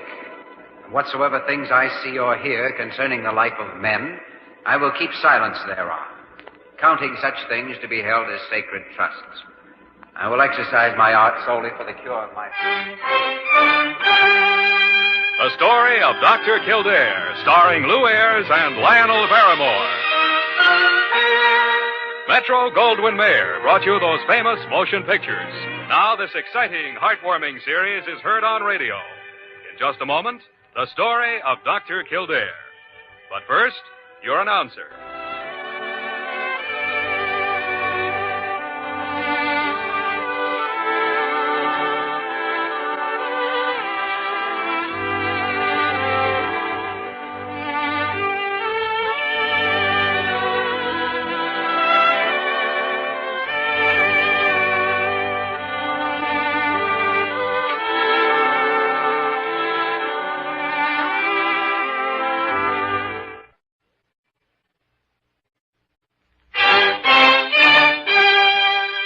The story of Dr. Kildare, starring Lew Ayres as Dr. Kildare and Lionel Barrymore as Dr. Gillespie. Blair General Hospital, one of the great citadels of American medicine. A clump of gray-white buildings planted deep in the heart of New York, the nerve center of medical progress, where great minds and skilled hands wage man's everlasting battle against death and disease. Blair General Hospital, where life begins, where life ends, where life goes on. What are you looking at, Jimmy? You haven't moved from that window for 15 minutes. Just looking at the people down there in the street. Wondering how many of them are alive because some doctor somewhere went through medical school and was there to help when they needed it. Wondering how many of them will have years added to their lives because of some doctor they haven't met yet. How many need a doctor at this moment and don't know it? Won't know it until it's too late. I wish it were possible to stand up here and establish some sort of contact with the man in the street. Why don't you just go down and set up a stall on the corner and examine every man that goes by? You're not in very good humor today, are you? What's the matter? Liver acting up again? You mind your own liver. Your color's bad. My color's excellent. You're seeing spots in front of your eyes from staring out of that window. If I could save one man's life out of each 1,000 that walks by down there, it'd be worth examining the 1,000. Jimmy, if you don't have enough work to do around here, I can easily... Well, there's plenty to do, and I'm leaving to do it right now. Goodbye, Dr. Gillespie. Nice to have seen you. See you around. Ah. Oh, and you better take something for that liver. Get out of here! That boy's getting too smart for his britches. Get out of here and leave my liver alone. What? I'm terribly sorry. I didn't realize you wanted to be alone with your liver. What did you barge in here for, Miss Nosy? I am only in here because Dr. Carew phoned down and asked me to tell you that he was on his way down with Mr. Pendleton. Pendleton? Vernon Pendleton? That's what I said. The Vernon Pendleton that's on the board of directors of this hospital? Do you know of any other Mr. Vernon Pendleton that Dr. Carew would consider of sufficient importance to personally escort down to your office? It isn't fair. It isn't fair that I should get Pendleton again this year. I got him last year. Well, I'm sure Dr. Carew wants him to have the very best attention. After all, Mr. Pendleton donates a good deal of money to this hospital every year. Spare me the gruesome details. Vernon Pendleton. The only thing wrong with that man is that he's in the last stages of being a hypochondriac. Come in! Dr. Gillespie, here you are. You remember Mr. Pendleton, don't you? Oh, yes, of course. How are you, Mr. Pendleton? Poorly, Dr. Gillespie, poorly. Oh, no. Oh, yes. Oh. Well, where do you feel poorly this time, Mr. Pendleton? Well, I'll tell you, Dr. Gillespie. If you two gentlemen will excuse me. Dr. Carew, just a moment, if you don't mind. Yes. Mr. Pendleton, is it your stomach again? It's my stomach, my back, my arms, my legs, my head, my... Exactly. Just as I thought, Mr. Pendleton. Evidently, I wasn't able to help you too much last year. Oh, I wouldn't say that, Dr. Gillespie. For a time, I may have improved. No. I wasn't able to help you, or you wouldn't be back among us so soon. Now, Dr. Carew will tell you we have a specialist on our staff much better equipped to handle your type of case. Oh, not better than you, Dr. Gillespie. Dr. Gillespie is just being modest. Well, now, your type of illness takes a very modern approach. Oh. And I can't think of anyone better equipped to handle someone who was having trouble with his stomach, back, arms, legs, and head than Dr. Kildare. Kildare? Now, His office is right down the hall. Dr. Carew will show you the way. I'm sure you'll find him more than satisfactory. Much as I regret losing you as a patient, I sincerely feel that Kildare is your man. Well, let's talk to Kildare, Carew. Very well, Mr. Pendleton. Of course, I don't know if he's in his office. Yes. Oh. Then let's see him. Nice to have seen you, Dr. Gillespie. Glad to have seen you, Mr. Pendleton. That was not very nice of you, Dr. Gillespie. After all, Dr. Kildare doesn't know about Mr. Pendleton. I am a dirty dog. A dirty dog.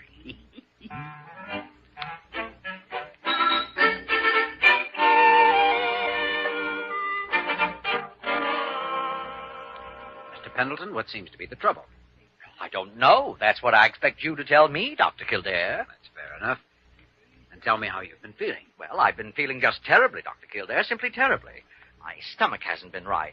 And I've had terrible headaches and trouble with my back, and I've had a shooting pain that comes and goes in my left elbow, and my eyes have been bothering me. And nothing I take for these things does a bit of good. You've been taking things? Oh, my stars, yes. I have a pill for my liver, a pill for my gallbladder, 2 pills for my headaches, 3 pills for my back, 1 pill for my eyes, 1 pill for the shooting pain in my elbow, a half a dozen pills to help my general overall condition.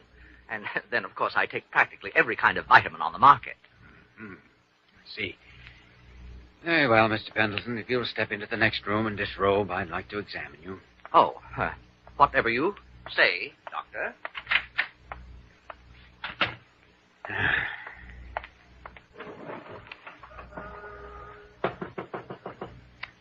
Come in. Oh, sorry. Are you attempting to establish contact with the man in the street again? I see you haven't done anything about that liver. Leave my liver alone. A man's entitled to some privacy.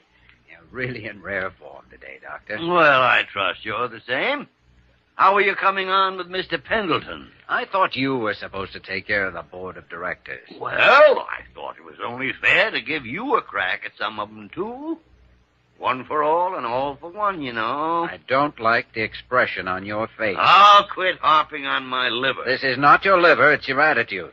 There's something that's not quite kosher about all this. Dr. Kildare, you have an ugly, suspicious mind. Yes?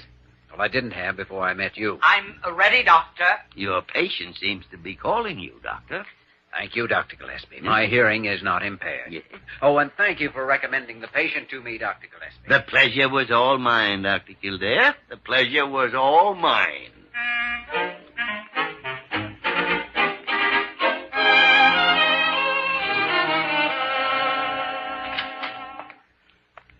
Good morning, Mr. Pendleton. Oh. Well, you're early for your appointment. Well, Doctor, I don't mind telling you I had a frightful night last night. Just frightful. Really? Why was that? Well, I was so concerned about what news you'd have for me today. I want to tell you, when a man gets to be my age, things like this are very hard to face. Well, Mr. Pendleton, I have very good news for you. You have? I certainly have. There's nothing wrong with you. There's not... Would you mind repeating that, Dr. Kildare? I said there's nothing wrong with you. But that's not true. That's not true.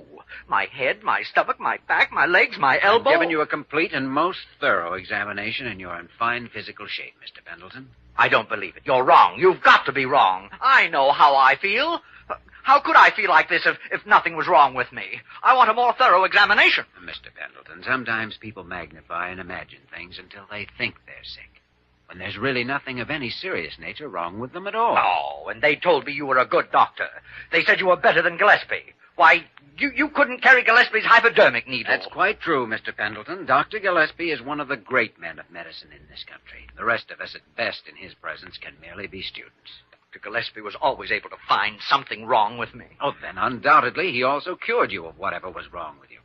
Now, you're in fine shape. Oh. Just forget about yourself. Take a few days' rest if you can, and you'll be feeling fit as a fiddle. Well, I'm not going to take this lying down, you know. I'm going to Dr. Carew. We'll mighty soon see what he thinks about this report of yours.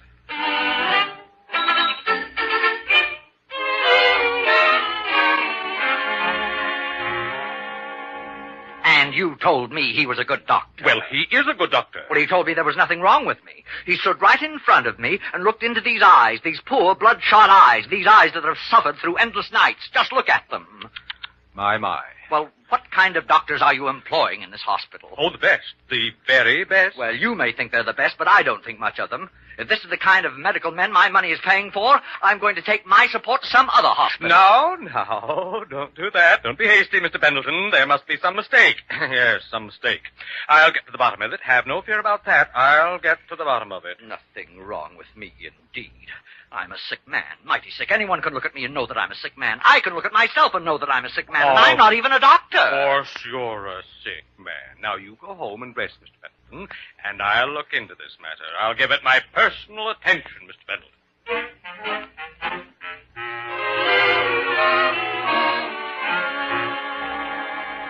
Kildare, I tell you, you've got to find something wrong with Vernon Pendleton. But there isn't anything wrong with him, Dr. Carew.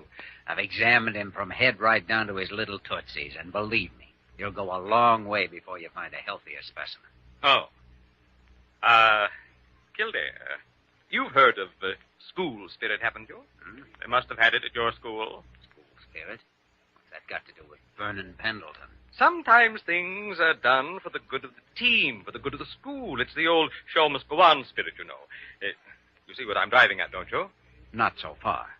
Oh. Sometimes we have to shut our eyes to certain things for the good of the hospital. Sometimes we have to tell people what they want to hear for the good of the hospital. And it isn't always wrong, Kildare.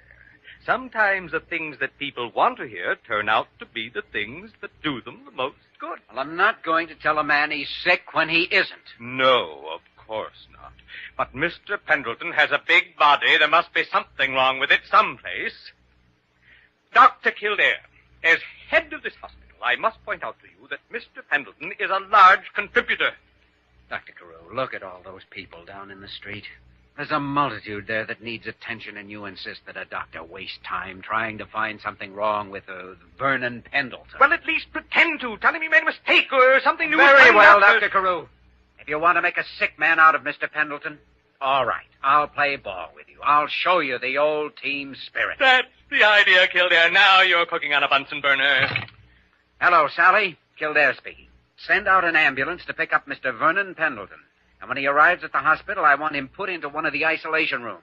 Have the driver that brings him here wear a mask. And don't let anyone go in or out of his room without a mask. Got that? Thank you. Well, now that sounded like action, Dr. Kildare. Dr. Carew, I wasn't completely truthful when I said there was nothing wrong with Mr. Pendleton. That's the kind of talk I like to hear. There is something wrong, something terribly wrong. And I'm going to do my best to cure him of it. Oh? What is it? What are you going to do? I'm going to give Mr. Pendleton the special Kildare treatment for hypochondriacs.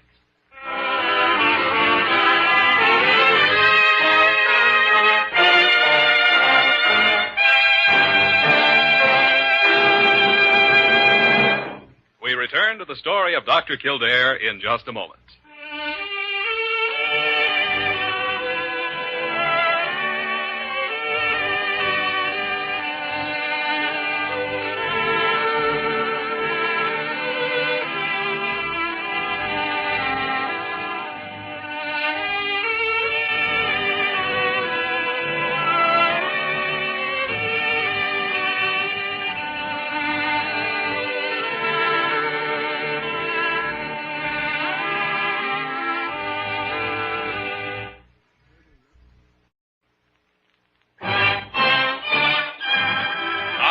Continue with the story of Dr. Kildare, starring Lew Ayres as Dr. Kildare and Lionel Barrymore as Dr. Gillespie.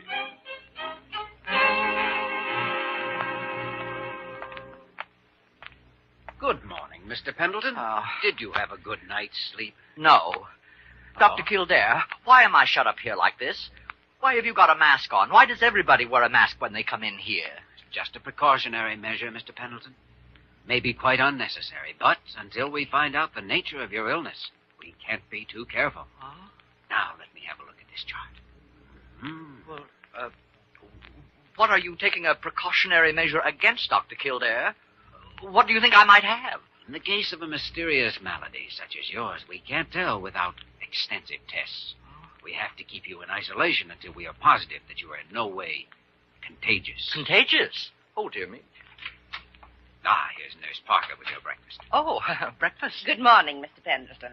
Now, let me crank up your bed. Yes, you're having a lovely cup of weak tea without cream or sugar and a delicious piece of dry toast. I don't like tea and dry toast. Well, I'm sorry, Mr. Pendleton, but that's all you can have just now. It's part of our first test. First test? Yes. After a while, we're going to let you swallow a small, soft rubber tube. I don't want to swallow a small, soft rubber tube. Well, I know it isn't very pleasant, but it's part of the stomach test, Mr. Pendleton. You were complaining of pains in your stomach, you know. Oh, well, I don't have them now. Well, we want to find out why you've been having them. Do I have to swallow a hose to have you find out? Yes, I'm afraid you do. Because through that hose, we're going to remove part of your breakfast in an hour and test it. My appetite's gone. I don't think I can eat a thing. I'm afraid I have to insist, Mr. Pendleton.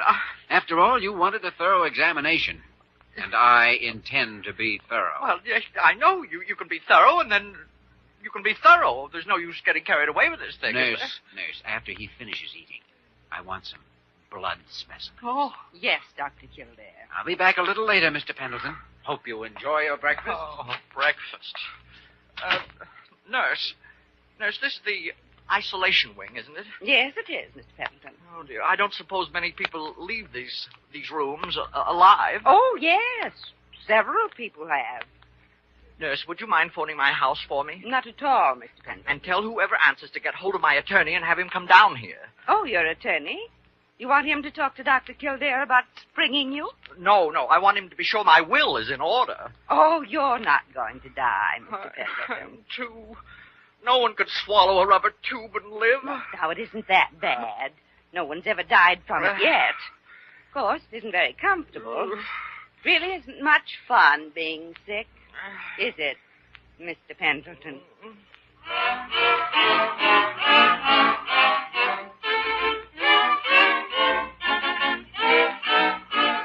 Oh, don't ever give me another rubber tube to swallow. Oh. Now, Mr. Pendleton, Dr. Kildare wants you to drink this. What is it? It's a lovely glass of buttermilk with barium in it. Oh, horrible. After you drink it, Dr. Kildare is going to look at you behind the fluoroscopic X-ray screen.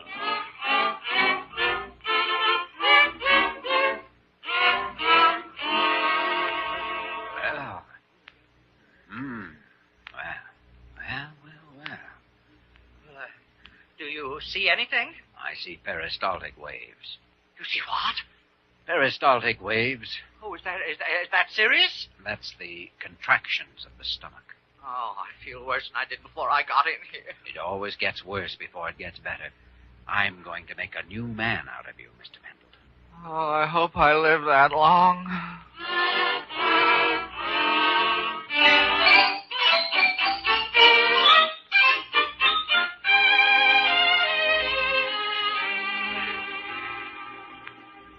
How's your patient in isolation, Dr. Kildare? Have you found anything startling? Not so far. It's absolute nonsense putting a man through all those tests. He wanted a thorough examination. He even went to Carew and demanded a thorough examination. Well, he's getting one. You've been giving him the works, huh? Blood test, ulcer test, gallbladder test.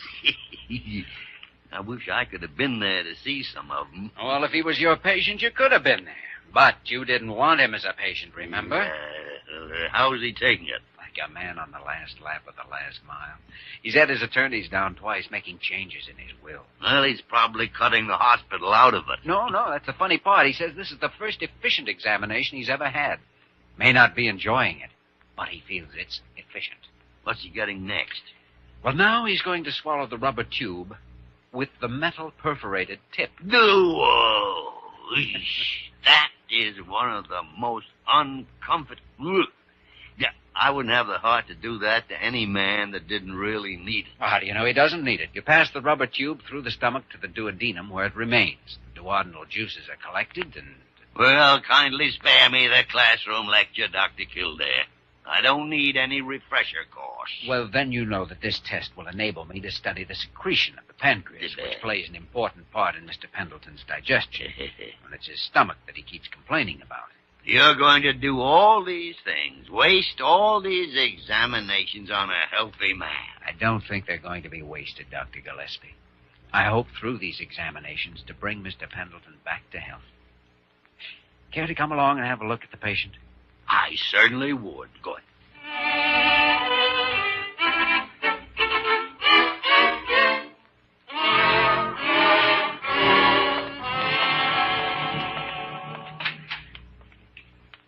Evening, Mr. Pendleton. Oh, Dr. Kildare. Why, you're not wearing your mask. Dr. Gillespie. Evening, Mr. Pendleton. It isn't necessary to wear masks any longer. Is it necessary? That's right. There's no longer any need for it. Oh, you mean you've given me up for lost? No, and I have no intention of giving you up for lost. That's right, Doctor. Keep fighting until the last. You will. Mr. Pendleton, do you know what it's like outside? No. Well, there's a snap in the air. And when you walk, you want to put your head back and take deep breaths. The air's like November wine. I've always liked this time of year. I have a small farm in Connecticut. And during this season, I like to... I don't suppose I'll ever see it again. You're going to see it before the week is over. Alive or dead? Very much alive. Mr. Pendleton, I've completed my examinations and tests. I know everything that a medical test can tell a doctor about a patient. I know what's wrong with you. Is it curable? It certainly is. Won't even be difficult to cure if you exert a little self-control. Well, what is it? What is it, Dr. Kildare? Mr. Pendleton, you are the victim of pills. Of what? Too many pills. The pills that you took for your elbow upset your stomach. The pills that you took for your stomach gave you those headaches. The pills that you took for your headaches upset your pancreas. In other words, you've been swallowing so much medicine that you've kept your whole system upset. Now, if you'll throw away the pills, you're going to be a new man. That's what I found out from all those tests. No more pills. No more pills. Not even one pill? No pills at all. Mr. Pendleton, I realize I'm depriving you of something. Yes, you certainly are. Ah, but he's giving you something in exchange, Mr. Pendleton. In exchange, he's giving you evenings to walk across that Connecticut countryside of yours. Days that you'll start out brisk and invigorated and eager to work. He's giving you nights when you'll sleep. He's giving you peace of mind, and in time, a whole brand new nervous system. Dr. Kildare's giving you back all the time you've been spending in worrying. To spend in enjoying life. I know, Dr. Gillespie. Oh, Dr. Kildare, you've taken a great load off my heart. I thought these last few days, I thought I'd reached the end. Now, to know that I can leave here and go back to life. Dr. Kildare, you've given me a new lease on life. I sincerely believe I have, Mr. Pendleton. I hope you'll obey my instructions. Oh, you have my word, Dr. Kildare. I'll never take another pill unless you prescribe it. Then, Mr. Pendleton, I pronounce you cured.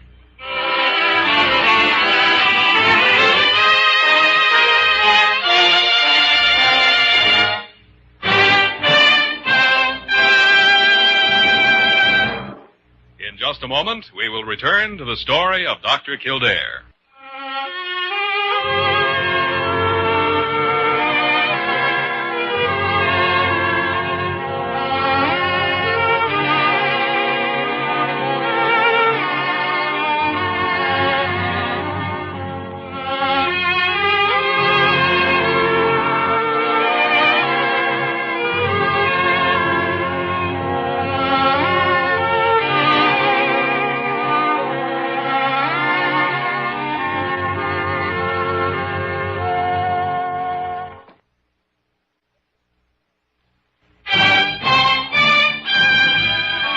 Once again, the story of Dr. Kildare, starring Lew Ayres as Dr. Kildare and Lionel Barrymore as Dr. Gillespie.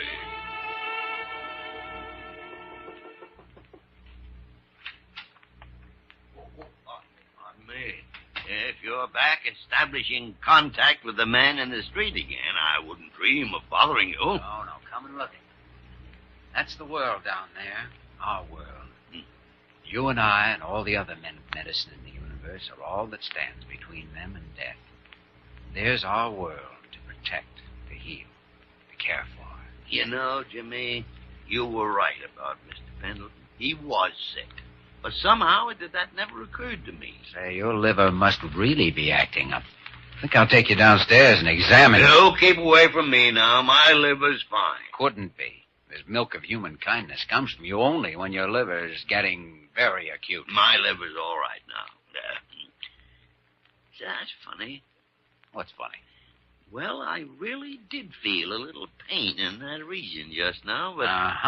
Confounded, you're going to end up making a hypochondriac out of me. Come in! Well, gentlemen, it's been a good day for the hospital. Kildare, you did a fine job, and I'm proud of you. Thank you, Dr. Carew. In fact, you did such a good job that from now on, we're going to send all the hypochondriac cases to you. Oh, no. That's a fine idea, Dr. Carew. A splendid idea. Because I never saw a man handle a hypochondriac better than Dr. Kildare. And speaking of hypochondriacs, Jimmy, maybe you better have a look at that liver of mine.